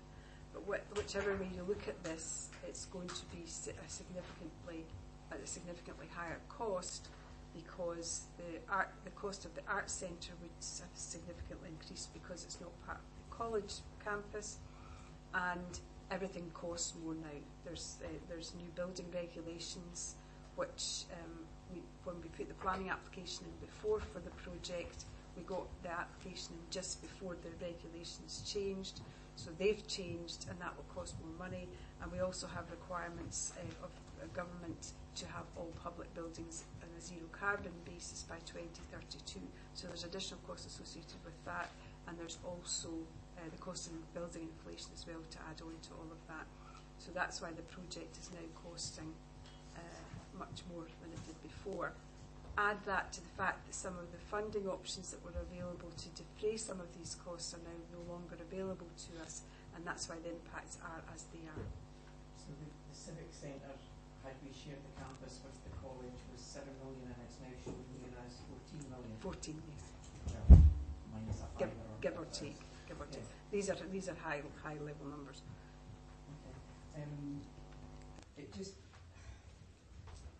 I just think that the people out there must be wondering why, if we are now all admitting, as the leader just said, that this has to happen, that this building has come to the end of its life, as was stated by the officers 2 years ago, 3 years ago, whatever it was. As I say, the people out there, I'm included, I'm thinking, why didn't we just do it when we needed to do it? Why are we spending more money? This is taxpayers' money that we're messing about with here. Now, I appreciate, before I get the rumblings, that it was taken back by the previous administration as well, and it's absolutely obvious that the reason it was taken back by the previous administration is because it became a political football. The minute the Falkirk Herald printed that this was a vanity project and that councillors were spending £21 million on themselves, it became a political football. And I think that those that played that game with taxpayers' money should now apologise to taxpayers, because it's not been that long, and here we are back doing the very self-same thing but costing a lot more money. And I think that's an embarrassment to this council. Councillor Nimmo and Councillor Garner. Thanks, I'm being about a number of issues. Councillor Bowes. Sorry, Councillor Bowes after Councillor Nimmo. Thanks again, Convener. This agenda item is obviously in relation to the property review, and this has been ongoing for some time. And I thought, to be honest, that it was about consolidating the council's property portfolio. But then we're going by Abbotsford House, which is all done and dusted. I respect that, we've done it. It's not something that I supported. And this was done on the pretence that there could be a possible move to Falkirk Stadium. I don't believe that for a minute. I don't think there was any intention of moving staff to Falkirk Stadium at that point. I think that was just used to sell the idea. A couple of questions, Convener. I'd be interested to know how much has been spent in the last 12 months with regard to the safety of the current headquarters building. How much has been spent in the last 12 months relating to the provision of a new headquarters and civic centre? I think also in this age of partnership, the community planning partnership should have a big input into this. There's areas that we possibly haven't even looked at. There's a very large NHS site where the old Royal Infirmary was based. There's plenty of land there. Okay, we don't own it, but as part of the joined up working and part of the community planning partnership, I would like to think we'd be able to engage with them to see if there's any prospect of utilising any of the land there. It's right in the centre of the town, and that would be an ideal site for any works to be carried out. The other issue I have is in relation to page 179, Convener, paragraph 4.2. It states that this model will enable service users to access services locally. Well, what about the Brazen or the outlying areas of the Falkirk district? How are they going to be served by a hub in Grangemouth, a hub at Cairnbank House, and one in Falkirk Library? How are people going to get to these places if they don't drive? Bearing in mind the problems we have with bus services in the outlying districts, it's not going to be viable. So I'll make that point, Convener, and I'll close at that. Thanks. Councillor Bowes. Couple of things. Obviously, Councillor Nimmo had picked up that there's actually going to be outreach points when the actual hubs are formed, which will allow people to get access to front service side of things. As I said, but I don't have a problem with the hub developments. The resilience, I think, measure becomes crucial at times. Now, however, I do have concerns about spending 30.5 or 50.5 million on HQ when a lot of the reports we've had over many years is we have got excess office capacity. I don't mean in this building, I mean outside this building. What this proposal is to go and look at bringing that up to scratch.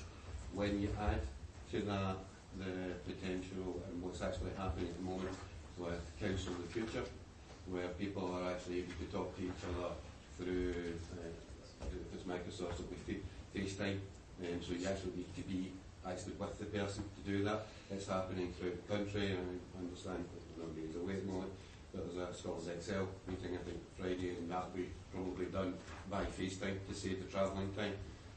We don't really need legal and the account side all sit on top of each other. We can put them into the separate departments throughout the area. We've got to look at this, and this is what I'm getting at. We've got to look at this to see what the cost implications are of it. It's part of, I think, your option one covers a good part of it anyway.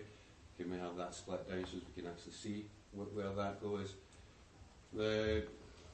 Again, Councillor Mimley said about the Falkirk Hospital area.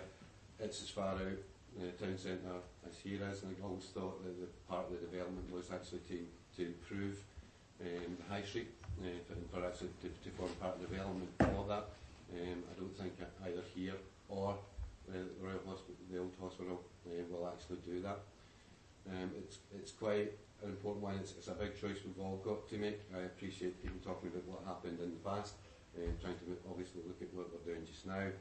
If we've got to make a decision, and yeah, we've always had to potentially make difficult decisions along the line. If we've got to make that difficult decision, we need all the facts, we need all the choices in front of us. To take this choice without having all the facts and all the choices in front of us, I think we've had a dereliction of our duty under what we've passed earlier on, which is corporate risk management policy. So that's my.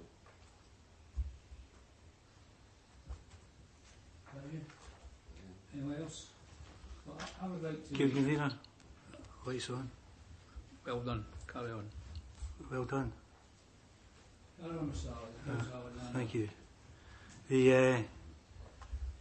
The fact remains that we have to find a solution to this particular problem that we have in terms of the state of this building. Our big concern and our big fear for the proposals that were there before were effectively that they didn't add anything to the regeneration programme other than to this particular small site that the new headquarters were sat on. If there's a prospect of bringing town centre regeneration to the east end of Falkirk, then we have to look very seriously at that. And I'm glad that's been included as an option. We have a situation at the moment, obviously, Convener, where the opposition can't outvote the administration. We didn't have that when the decision was being asked to be taken with regards to the previous proposals. We didn't have it at all, and you know, I'm surprised to hear the opposition get blamed for the failings of an administration. That's, I thought, what opposition was for. The fact still remains, Convener, that we have an opportunity, I think, to look very closely at all of the options, and if there are cards to be played, then we want to see them played as quickly as possible for the benefit of the people of Falkirk. But the first report that was produced with regards to corporate headquarters was 2007. We had 10 years after that when we still found ourselves in no further forward than what we had been in 2007.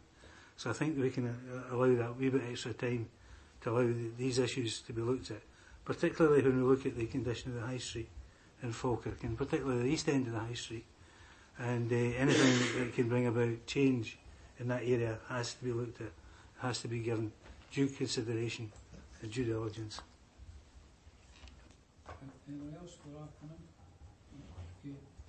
Could I just say, Councillor Alexander, I think my colleague Councillor Coombs was quoting SNP literature, where I'm reading it just now, and it says, thanks to the SNP, ludicrous Labour Tory proposals to build a new £26 million council HQ were defeated. So they were claiming the credit for it at election time. But what I was going to say, that is rightly in the past as well. My concern with this report is, I've got one or two concerns, but my main concern is that we're taken down a track, and that track takes us away from what serving the people and giving the people a service to trying to financially satisfy the needs of the Scottish Government, because it's the Scottish Government that's cutting back our funding.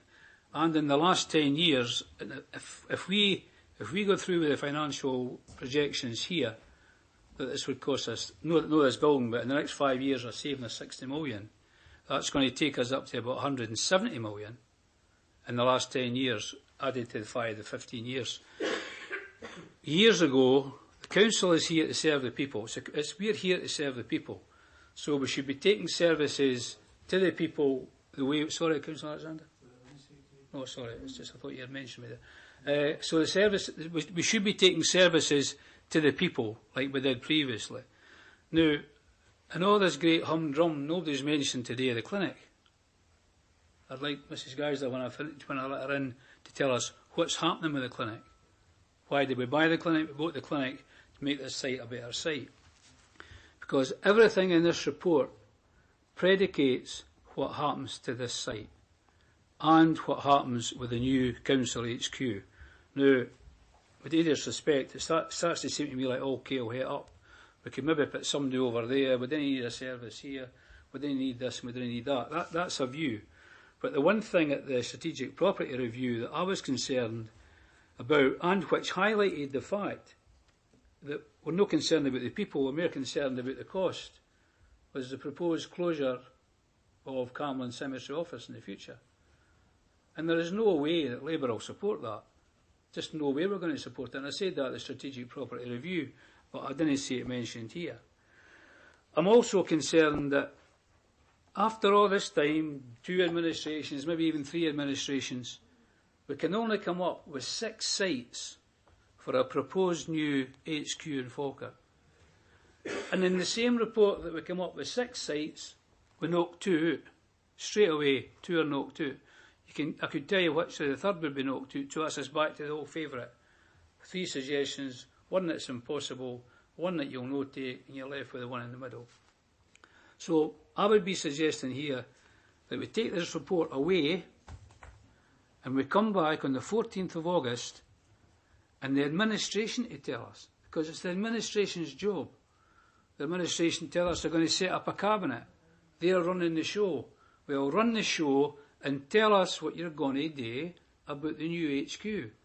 And by the way, I would be saying that any suggestion a refurbishment of Abbotsford House be rejected, and any refurbishment of the stadium be rejected. We rejected it the last time. This will be the 3rd time proposals have come forward to upgrade or refurbish Abbotsford House. And when we bought it, which the deal's done, we were opposed to that, but the deal's done. And what did we say? No more than £9,000 a year spent on that building, and that was for essential repairs. The dilapidations were £1.5 million. What have we got now? What are we being asked to do now? Refurbish it to the tune of £1.5 million, and I would formally move, under no circumstances will Abbotsford House be refurbished, and that we go to the stadium. But that we bring back, is for the leader of the council to bring back a report on the 14th of August to tell us what the administration are going to do about this building and the needs for a new council HQ.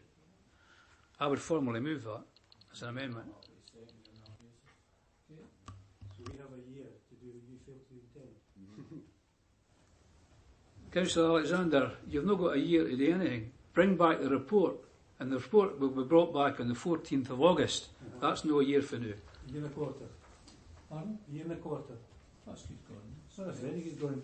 Right, okay, we'll move on. If it's go to the vote.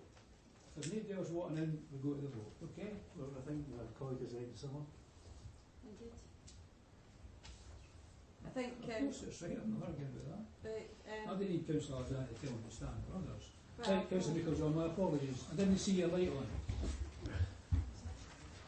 Perhaps there is a need for some training and standing orders.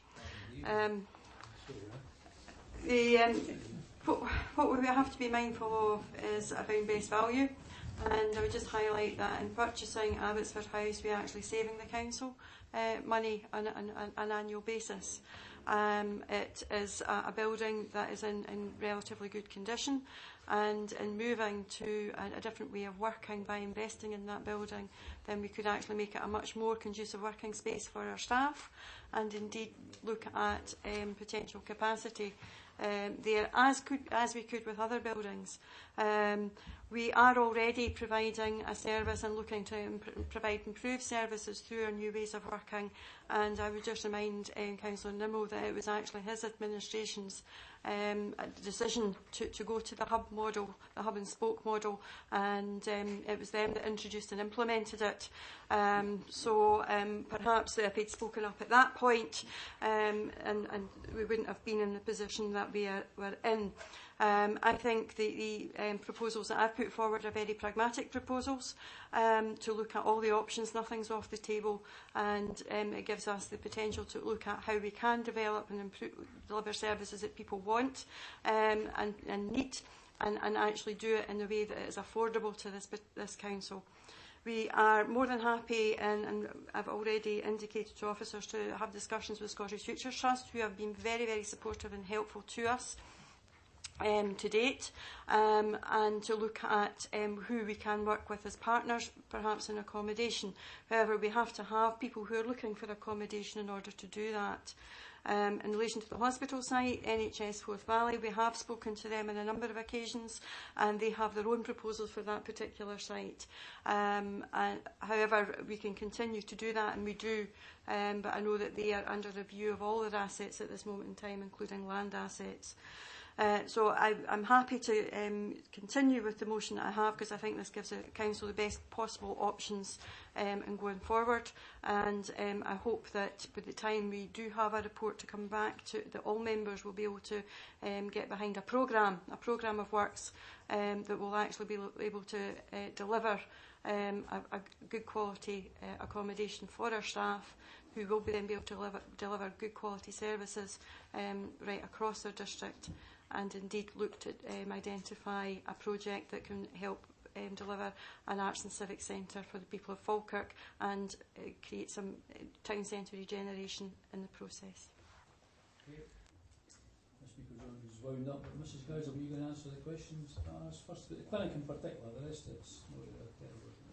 The clinic site, that was one of the decisions that members took previously in relation to the former project, was to acquire the clinic site, and an offer was made on that basis.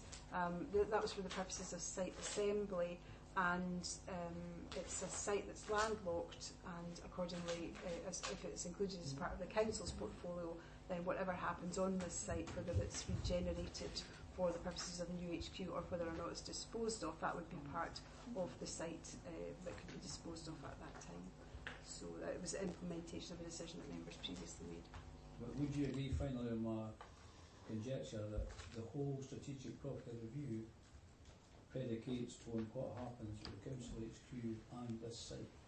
Yeah. Then you leave that is a significant element of the strategic property review, but it is underpinned by the need to rationalise accommodation, rationalise space, and to provide sufficient appropriate accommodation to allow us to move into modern ways of working. But it is a very significant element of the Councillor Gardner, Councillor Meikle-Jones. Chair, it's just a wee question here. Could I get a clarification of what your amendment actually is? I didn't. I heard you saying there was an amendment, but report will come back for the administration to come back on the 14th of August, the next executive on the 14th of August, and tell us what they're going to be doing to the HQ, Office HQ, how they're going to resolve that problem, and what they're going to be doing with that site. okay, thank you. Okay, Mr Moody. Yes, thank you, Convener. The motion is as previously circulated. It's moved by Councillor Meikle-Jones and seconded by Councillor Bowes. The amendment is moved by you, Convener, and seconded by Councillor Nimmo. And as I understand it, it's to take no action in respect of the report at the present time, and continue consideration of the matter till the executive meeting on the 14th of August to allow for the administration to formulate proposals in relation to the current HQ site. It does reject, it does also say no refurbishment of Abbotsford House and no refurbishment of the stadium. It's hard to bring all options forward, is it? And if you're denying the right, if you're denying the right to... Councillor Alexander. Mr Goldie, you need to facilitate a meeting. You're here to... Councillor Goldie, let me say... You're here to facilitate a meeting. Alexander, let me say to You're you... here to facilitate a meeting. Councillor Meikle-John closed the business. You have changed... Councillor Meikle-John closed the business. That was what I said at the time. It's on record. There's no doubt about that. It's being recorded. Councillor Meikle-John. What you're saying is Councillor Meikle-John is closed. Officers are not to undertake any work to bring forward any of these proposals. We're moving to the If you vote. reject the report, that's what you do. You ban officers from participating. It's a minute to 12, Mr Alexander, and you're being warned again. Councillor Meikle-John has closed the debate. There's no debate. Councillor Meikle-John has closed it. We're moving to the vote. We are moving. No, you can't. We are moving to the vote. Can I ask a question? No, we're moving to the vote. We need to ask a question. We're moving to the vote, I Mr. think Go to the vote. need to be aware of all Councillor Meikle-John, I'm I sorry am to now. You're banning officials from working on it. Do you want me to go doing this process? Well, I don't want to go doing it, but it's here in front of me and I'll give it in 2 minutes. I'm happy for you to... We're either going to go to the vote. We're going to the vote, Councillor Meikle-John. You closed the debate. Now, you know the rules the same as me. Once the debate's closed, that's it. We're going to the vote. Also says in standing orders you should submit a written amendment. What standing order is that? You know full well what standing order is. What standing order is You it? should have- What you standing should order have is it? submitted- Move to the vote. Mr Moody, we do not... We're moving to the vote. We do not I'd like to leave it really. We're moving to the vote. What Mr Moody read... Councillor Meikle-John, we are moving to the vote. What Mr Moody said by way of the amendment was different from what Correct. you had said. Yes, totally different. Well, And therefore we'll we deal need with that that. clarification. And I'm therefore ask if what you have said is to be included in the amendment, is that competent? Councillor Meikle-John, under 27(1), the provost or the chair may check a councillor for irrelevance, tedious repetition, failure to address the chair, unbecoming language, reflections of a personal character on another member, or any breach of order, and may direct such councillor speaking to discontinue his or her speech. That's been done to you just now. That's what I read. Go to the None of vote. the points in that. That's ridiculous, leader of the council being denied to speak and ask a question for clarification. Councillor Alexander. For the motion. Councillor Bissett. Amendment. Councillor Bowes. Motion. Councillor Coombs. Councillor Garner. I don't know what the amendment is, so I'll go for the motion. Councillor Goldie. Amendment. You know what it is? Councillor Harris. You're being warned as well. Councillor Hughes. You no bother. For the motion. And now, wait till the vote's finished. You're no bother. That's what you Councillor said. Kerr. Didn't say anything to me. I didn't say it's on tape. Councillor Meikle-John. For the motion. Councillor Nicholl. For the amendment. And Councillor Nimmo.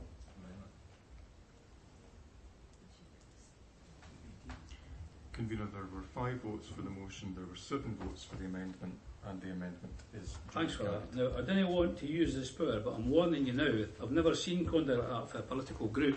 Well, right? 27-2 will be used if I get interrupted one more time. Everybody's hearing that. You better hear it, because if you don't, you're not going to be sitting here. Right, we'll now move to development plans. Pardon? Can I respectfully ask you to abide by standing orders? You can respectfully ask me to do that, yes. And I will do that. Thank you. Councillor Alexander, I'm now moving that you take no further, you be not further heard. Do you think it's funny? Do you think that's a big deal, Mr Gardner? You think it's funny? Certainly a serious situation. Okay. Just before you go, if the councillor name continues the misconduct after a motion, we're not moving a motion, I'm only warning you, there should be no further here. That's the standing order, Mr. Alexander. Right, here we go, let's go to the development plan scheme. Mrs. Geisler. Thank you, Convener. members will be familiar with the format of this report. As we have a statutory requirement to present for approval a development plan scheme on an annual basis. This scheme describes the programme for preparing and reviewing our development plan at any time, and particularly and very importantly the capacity that we have and provisions that we make for consulting with our residents in respect of the plan and the content of the plan. We're at the stage now where we are about to publish our draft plan for LDP2, and that will be coming to members at the council meeting in June. You will recall that at the briefing session that we had for members, there was some thought that that might come to the council meeting in May, but mindful of the time given, the limited time available for members to consider the detail of what's a very important plan of yours, it was decided that that should instead come to the June meeting. So that change has been reflected in the scheme itself. The scheme also covers the issues of supplementary guidance, which is now statutory and forms part of your development plan, and notes the fact that all the supplementary guidance associated with LDP1 has been completed, save for one note which requires collaboration with other local authorities, and that relates to the Antonine Law. The various sections of the report are described, of the plan and the scheme, are described in the report, and it's with members for approval today, Convener. Okay, thank you. Any comments, questions? Before I order, Convener, I'd like to remove the recommendations in the report. To say this is obviously the scheme for the development plan, not the development plan itself, which is a separate issue. And with that, I was formally moved. Thanks for that. Second. Happy to second. Second, Councillor Nimmo. Okay. It must be the suit that's doing it. Everybody's forgetting my name, but no matter. Convener, the director just made reference there to, no doubt subject to the Provost agreeing, the local development plan coming to the June meeting. As she is aware, there was an item in the planning process floating around. Also, can she just stop you there? I think no, it's only about the procedure. No, but just a second. I don't know if the question should be asked in public. I don't know what the question is going to be. So I'm mindful that the press are there. So no, it's just to ask that if one comes to the June meeting, I take it the other one will be after the recess, because obviously they can't come to the same meeting. That's all. I mean, there is a planning application, I think I know the one you're referring to, and it's not currently in a position to be brought before members in June. But I'm happy to speak to you. No, if that's okay. Okay, thanks for Thank that. Anyone else? If not, then we'll move on to the second nature biodiversity action plan for Coast area.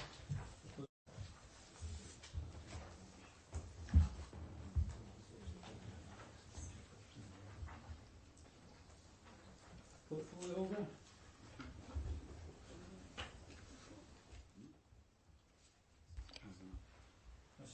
Thank you. Aye, I thought so. Thank you for that, Convener. I think I said to probably a number of members that this is a report that I really like to bring to members. It is our third biodiversity action plan since I've been the Director of Development Services, and it's full of wonderful things.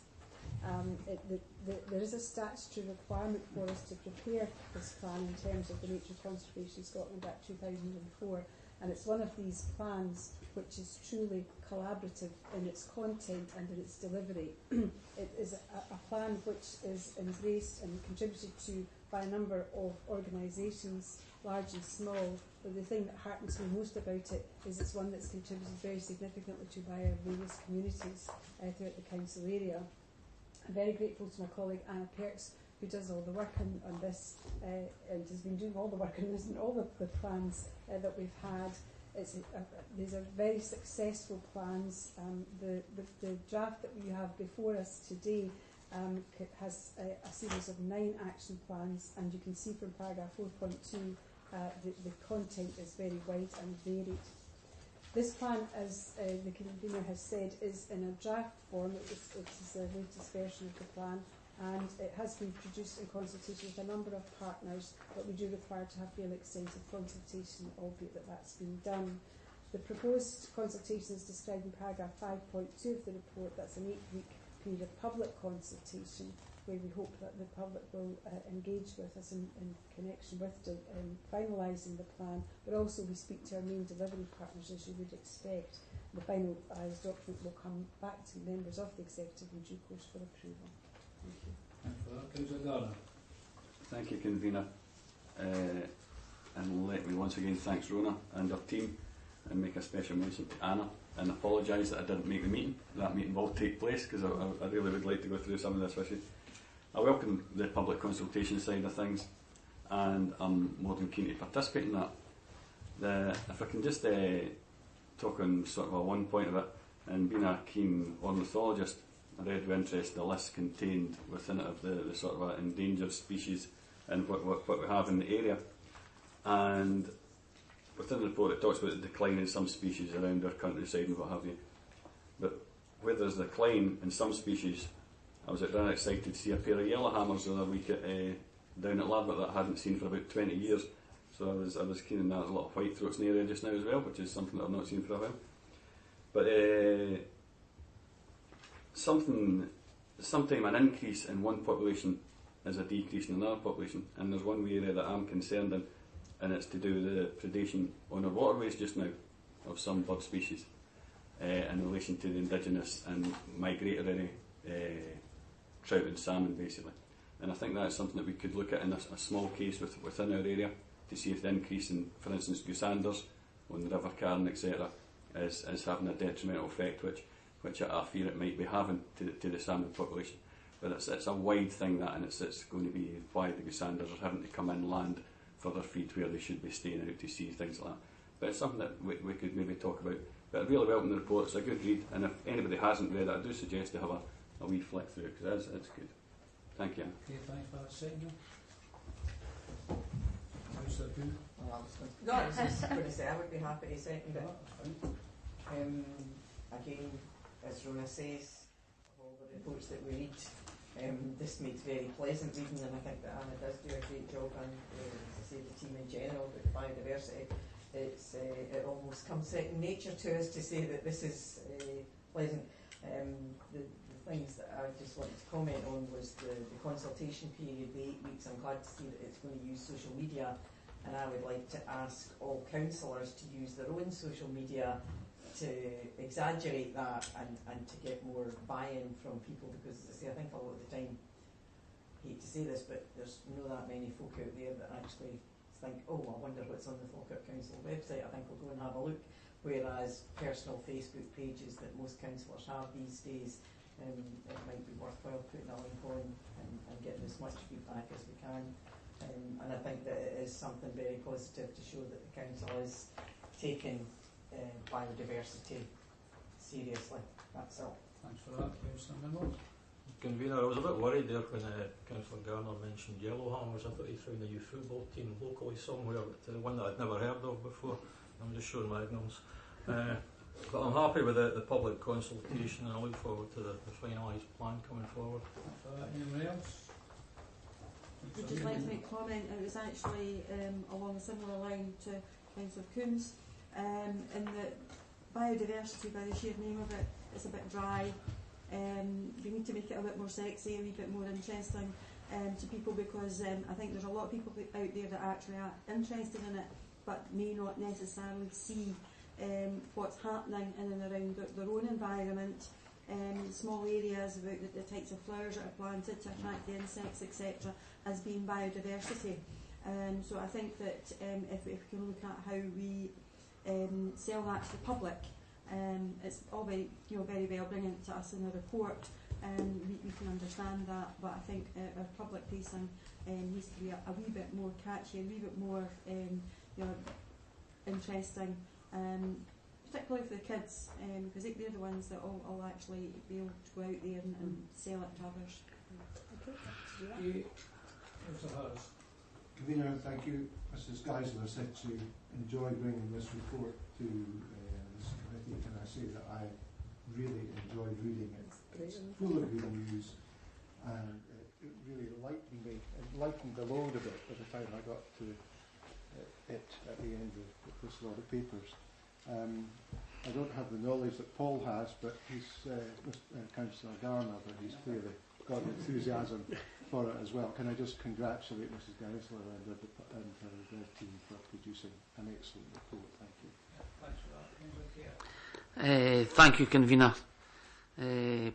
Councillor Hughes and myself are very fortunate that Upper Braes has got a lot of these areas, and we value these areas.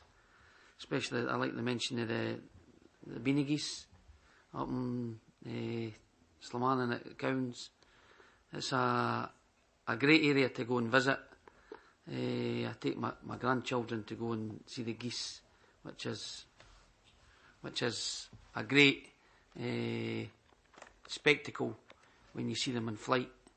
And I would just like to congratulate Anna as well and our team through Rona. It is a great read, and if you haven't read it, as Councillor Garner say, have a read, and it's very interesting. I'd just like to congratulate the team. Thank you. Thank you, Convener. I just also wish to congratulate the team on an excellent report. Obviously, Councillor Kerr has touched on the diversity of wildlife in the Upper Braes area in relation to the bean geese. And obviously the local school in Slamanan worked with, I think it was it National Scottish Natural Heritage and a few other partnership agencies to actually map out where the bean geese were and how they got over to Sweden or wherever, plotted the flight path. And so it was a great exercise for school children. I also be very interested, not just in the countryside, but I also will be interested to find out how the urban area has attracted wildlife. I know that the urban fox, everywhere people talk about foxes coming into the urban areas now in terms of diversity. So it will be interesting to find out how the wildlife has, shall we say, moved into the urban area as well. Thank you. Okay. I don't get praised very often, but you've got it today. So well deserved, I'm sure. Anybody else? Yeah, okay. The next item is data protection. Yes, thank you, Convener. I'll cover that one. This short report has two purposes. It's to provide members with some information and some assurance on the preparation work that is underway in relation to the coming into force of the General Data Protection Regulation. And I'm sure many of us in our lives outside the Council will have been receiving emails from all kinds of organisations in relation to GDPR. And the report outlines some of the work that's been going on within the Council in preparation for that. Two of the main bits of work that we've been doing are firstly to ensure that we know what all the personal data is that we are actually processing. And as an organisation which interfaces with people's lives in all kinds of ways, we have a very wide range of personal data held across the Council. And one of the requirements of the new regulatory framework is that we're a lot more aware of what we do have and we're able to tell people what we do have. We're also concentrating a lot of work in relation to privacy notices, and that's about telling people what you actually do with their personal data. We're very keen that these are short and readable to the extent that they can be, and not the 25-page closely typed documents that we sometimes see in some other organisations. and also that we aim to prevent problems arising in the future by working in data protection by design and default, so to try to think of some of the issues at an early stage rather than to sort the problems later. There's a requirement now to appoint a data protection officer, and we did that at the last council meeting, so we've managed to fulfil that requirement. The matter which the committee is asked to decide today relates to the updating of the data protection policy, which is appended. It's one of the shortest policies which the council has, and I think maybe one of the most useful for that reason. We simply need to reframe the data protection principles to reflect what's in the current legislation, and also to put in some other requirements which arise from it. So it's not an extensive revision, and there is a track change version to show people what has changed. And on that, Convener, I'll simply refer you again to the recommendations which are contained in paragraph 2 of the report. Thank you. Councillor John? Councillor Bowes. Oh, my apologies. Okay, not quite as exciting a report as the last one, but all the same, it's just as important. GDPR, or General Data Protection Regulations. This regulation has been formed by the EU's Article 29 Working Party. The Working Party includes representatives of data protection authorities from each EU member state, and the ICO, Information Commission Office, is the UK's representative. It is expected that these regulations will be maintained when Brexit occurs, as regulatory alignment will likely to be required in whatever best deal customs union, customs partnership the UK government agree with the European Union. The regulations will be implemented in the UK by the new Data Protection Act. As Colin has said, there's two main streams on it, and the first is obviously data sharing, which is very, very important. And the GDPR looks to advise clients with data held in them and give them options on what can be shared with others. This is particularly difficult for all councils due to the requirements of different departments, for example, education, social care and health. The challenges formulating the questions asked for clients.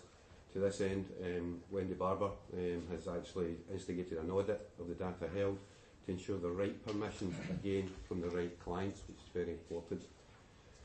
The next and most important one is the any breaches in record keeping. Falkirk Council are ahead of the curve on this topic, and all credit has to go to Wendy Barber in her role as Information Governance Manager. In joining the Council a couple of years ago, she established a central record of all breaches of data. These to date have been small breaches, for example, an email being sent to someone that shouldn't have gone to. This is one of the requirements of GDPR, that we must have a record of all breaches. They must be presented on a request to the Information Commissioner. It is vitally important that these records are extremely accurate, as breaches carry a fine of 4% of the revenue budget, or to put that in nice round sum, circa £11 million for a breach. The result of these regulations will mean that Falkirk Council will apply with public openness, ensuring that our clients will be given permission to share relevant information, additionally recording any breaches of these permissions, and importantly, actions taken to control any potential future breaches. I commend this report, and in particular the work of our Information Governance Manager. I therefore move the approval of the updated data protection policy to take effect from the 25th of May 2018. Thanks for that. Second. I'm happy to second Convener, because obviously we do hold a lot of sensitive data, and it has to be held in a manner that is protected and used for the benefit of the individuals from within their own organisation, and that which we have guidelines of sharing. As data controllers, each one of us hold data on our constituents, and I understand that there is to be some guidance given to members with regard to GDPR and to what we actually hold and how we manage that. I think that would be really useful to have that for elected members, because I think we don't necessarily see ourselves as being in that privileged position of holding the data, but in fact we actually do, and we need to be careful about how we manage and deal with that. Okay. Thanks for that. Anybody else? If not, we'll move on to severance policy. Convener, just a quick question for Mr Mooney.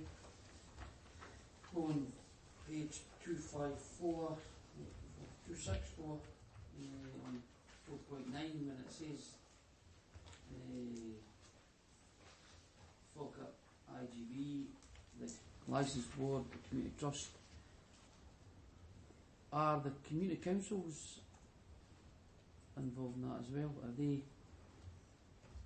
or can they opt out? And my understanding is no, they won't have the same requirement, but I'm happy to go away just to confirm that, but my understanding is no. It was a question that was asked one of my community councils.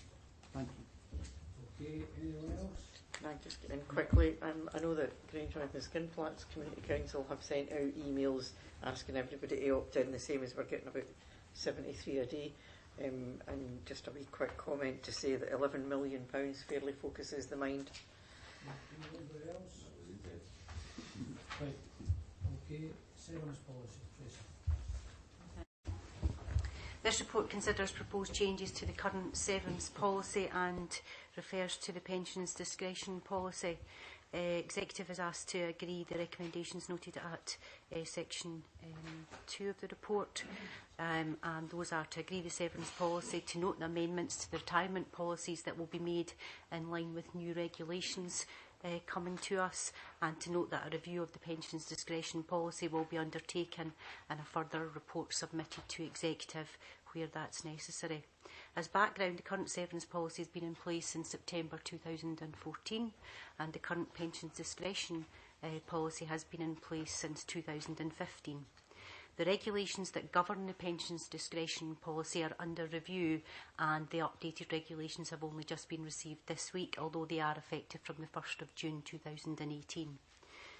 The proposed changes to the severance policy are explained at section 4. The severance policy has been reviewed to ensure it remains fit for purpose and also takes into account some recommendations from a recent internal audit. If I can look at some of the specifics. Compensatory lump sum, there's been no change proposed to the compensatory lump sum level. Given the current budget position, whilst a lower multiplier could be used to reduce costs, it's likely that that would maybe less, or employees may be less encouraged to seek voluntary severance, and a higher multiplier, whilst increasing attractiveness, would likely be unaffordable. So no change has been proposed to the compensatory lump sum on this occasion. Re-employment. Currently, in specific circumstances, the current policy allows for the re-employment of an individual who has left on severance for a short-term period. The new policy suggests some general time controls and also highlights tax implications of such an arrangement. In addition, the proposed policy restricts former Falkirk Community Trust employees who have left on severance grounds from being re-employed by the Council.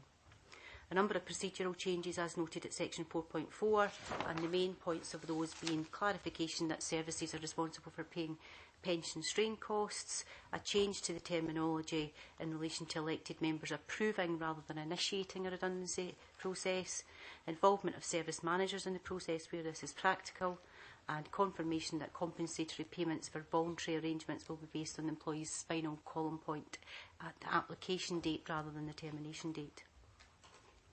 In respect of the pensions discretion policy as referred to earlier, these regulations are under review. At the time of writing this report, we didn't have the regulations. We have, however, received the regulations this week, and a separate report will be submitted to Executive on this matter. There are no significant implications to highlight, and committee are asked to consider the recommendations at section 1. Section 2. Thanks for that. Could I just say, just before you come in, Councillor Meikle-John, I did have some concerns about this, because in the past we've seen people leave on severance and then come back in and been here for quite a long period of time. But I do note what you say, and that only in exceptional circumstances, and if somebody come back in to be re-employed, it would only be for 3 months. So I'm satisfied by that point. Sorry, Councillor Meikle. Thank you, Convener. I think that was a concern that was discussed certainly with ourselves as well, and we had suggested some slight alteration to the wording to try and clarify that. And there was also the issue around severance versus retirement, and that there are no restrictions if somebody reaches retirement age to coming back at some point in the future, and it is usually in some very small, very specific areas within the authority that skill base is required for short periods of time. With that, happy to approve the changes to the severance policy, and recognise that there will obviously be changes now that the regulations around the pensions have been received, and look at what the implications are for the authority following that. Thank you. Councillor Bowes. Formally second. Councillor Nicholl. Thank you, Convener. Some 7 years or so ago, many hundreds of council employees were transferred to the Community Trust. Now, I know the conditions were protected and most were perhaps reasonably content, but still some didn't have much say in the matter.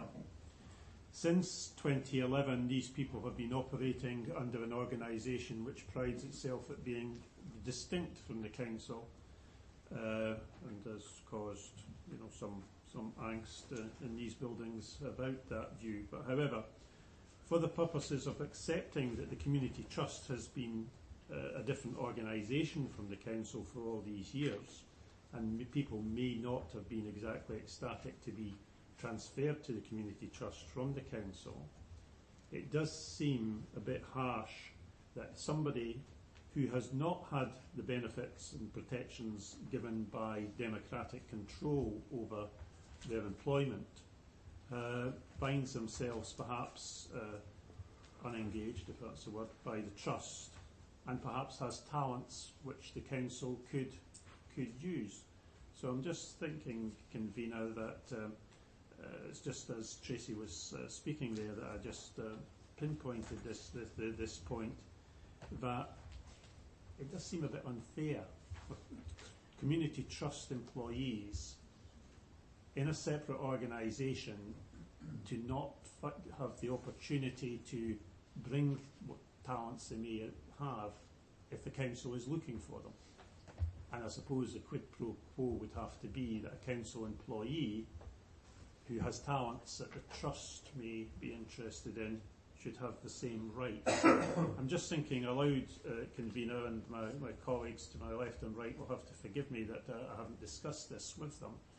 But I think, could we not do something on that point? That somebody from the Community Trust, it's not as if it's the council that's taken the decisions that's led to, I know in a roundabout way they may consider it has, or the management as a trust has. I think, Convener, I feel strongly enough that I may just move that the reference to employees of the Community Trust with the quid pro quo for council employees should be able to find themselves employed by the council if they've got talents that we are seeking, and similarly former employees of the council if they have talents that the trust is using. I don't see why not. Before I formally move, I'd obviously like to hear colleagues' views. But Tracy, would you like to comment on that? I think the only point I would make is that there's no legal requirement for the restriction. It's really just to do with the funding of the organisation and how the organisations link. Just seems a decent thing to do then, Convener. Councillor Nicholl, then Councillor Crooms. Just a question, Convener, just in relation to the severance policy. Does this cover teachers as well, Tracy, or is there separate arrangements to cover them? This covers teachers, however there are specific requirements in relation to compensatory lump sums and the ability to take a pension. If you're a teacher, you can't take both. Bearing in mind the problems that we have trying to get supply teachers, we do have quite a high turnover of teachers. Would it be possible for, say, a senior teacher to come back and work at a lower grade, or is that possible? If an individual teacher leaves through severance and receives a compensatory lump sum under this policy, they wouldn't be able to come back. However, I would highlight that there's only been 6 individual teachers or those employed on teachers' conditions in the last 3 years who have left under this policy, and most of them were all management posts in Sealock House. Right, and how many other local authorities operate a policy like this that restricts them from coming back? I couldn't give you the specific numbers. However, it will be aligned to the new public sector exit payments arrangements that are currently being considered. Okay, thanks for that. Thanks, Convener. I'm going to disagree with Councillor Nicholl. I personally think that if someone takes severance from their place of work, whether it be the council or the trust, then I think that it's their choice to not to continue working, and that the severance payment is, as I said, it's a choice thing. It's not as though people are being put out of their position. I think given the current situation that we should be trying as much as possible to give any positions within the council or the trust to people who are either unemployed or are still in the employment market. As I say, that's just a personal situation that I'm in. The other thing I was going to say was, as far as I'm aware, those who are employed by the trust continued the same terms and conditions, so that they are, to all intents and purposes, covered with the same. Sorry, I'll let you.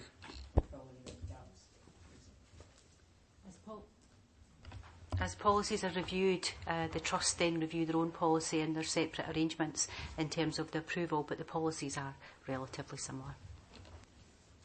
So basically anybody taking severance from the trust gets the same options as someone getting severance from the council? Just shoot. The policy remains the same in both organisations. If this was agreed by council, then the trust would have to consider their own policy in respect of the severance arrangements. Okay, that's fine. Just briefly. It sounded very much as if Councillor Coombs was arguing against Councillor Nicholl's position on that. Right, sorry, I picked up wrong. I apologise for that. I thought you said you were in support of. I disagree. Right, thank you for that clarification. The trust have made it very clear that they deem the conditions, the terms and conditions that the workforce were inherited from the council has been restrictive and making it difficult for them to meet the financial targets.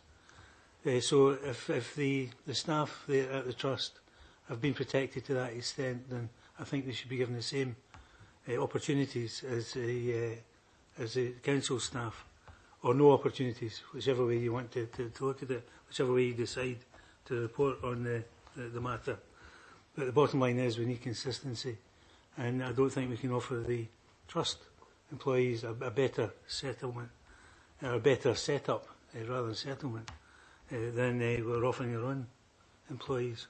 Councillor, I know you were waiting till you heard the comments. I won't wear it again. Could you just change seats? Yeah, well, I understand the point David's making there, so that's why, as I went along, I recognised that the council employees would have to have the same rights. So it's just it was just a thought, Convener.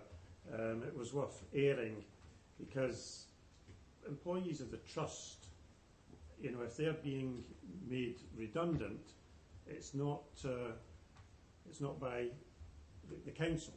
So they're being made redundant from an arm's length organisation, which may as well be, Debenhams or anything. They're not the same as the council. So that's what I was thinking. But having heard colleagues, I think it's maybe opening up. It's probably opening up a can of worms. But I think it is. I'm glad I mentioned it. It's lunchtime. Yeah, it's lunchtime. That's the end of business. Thanks for your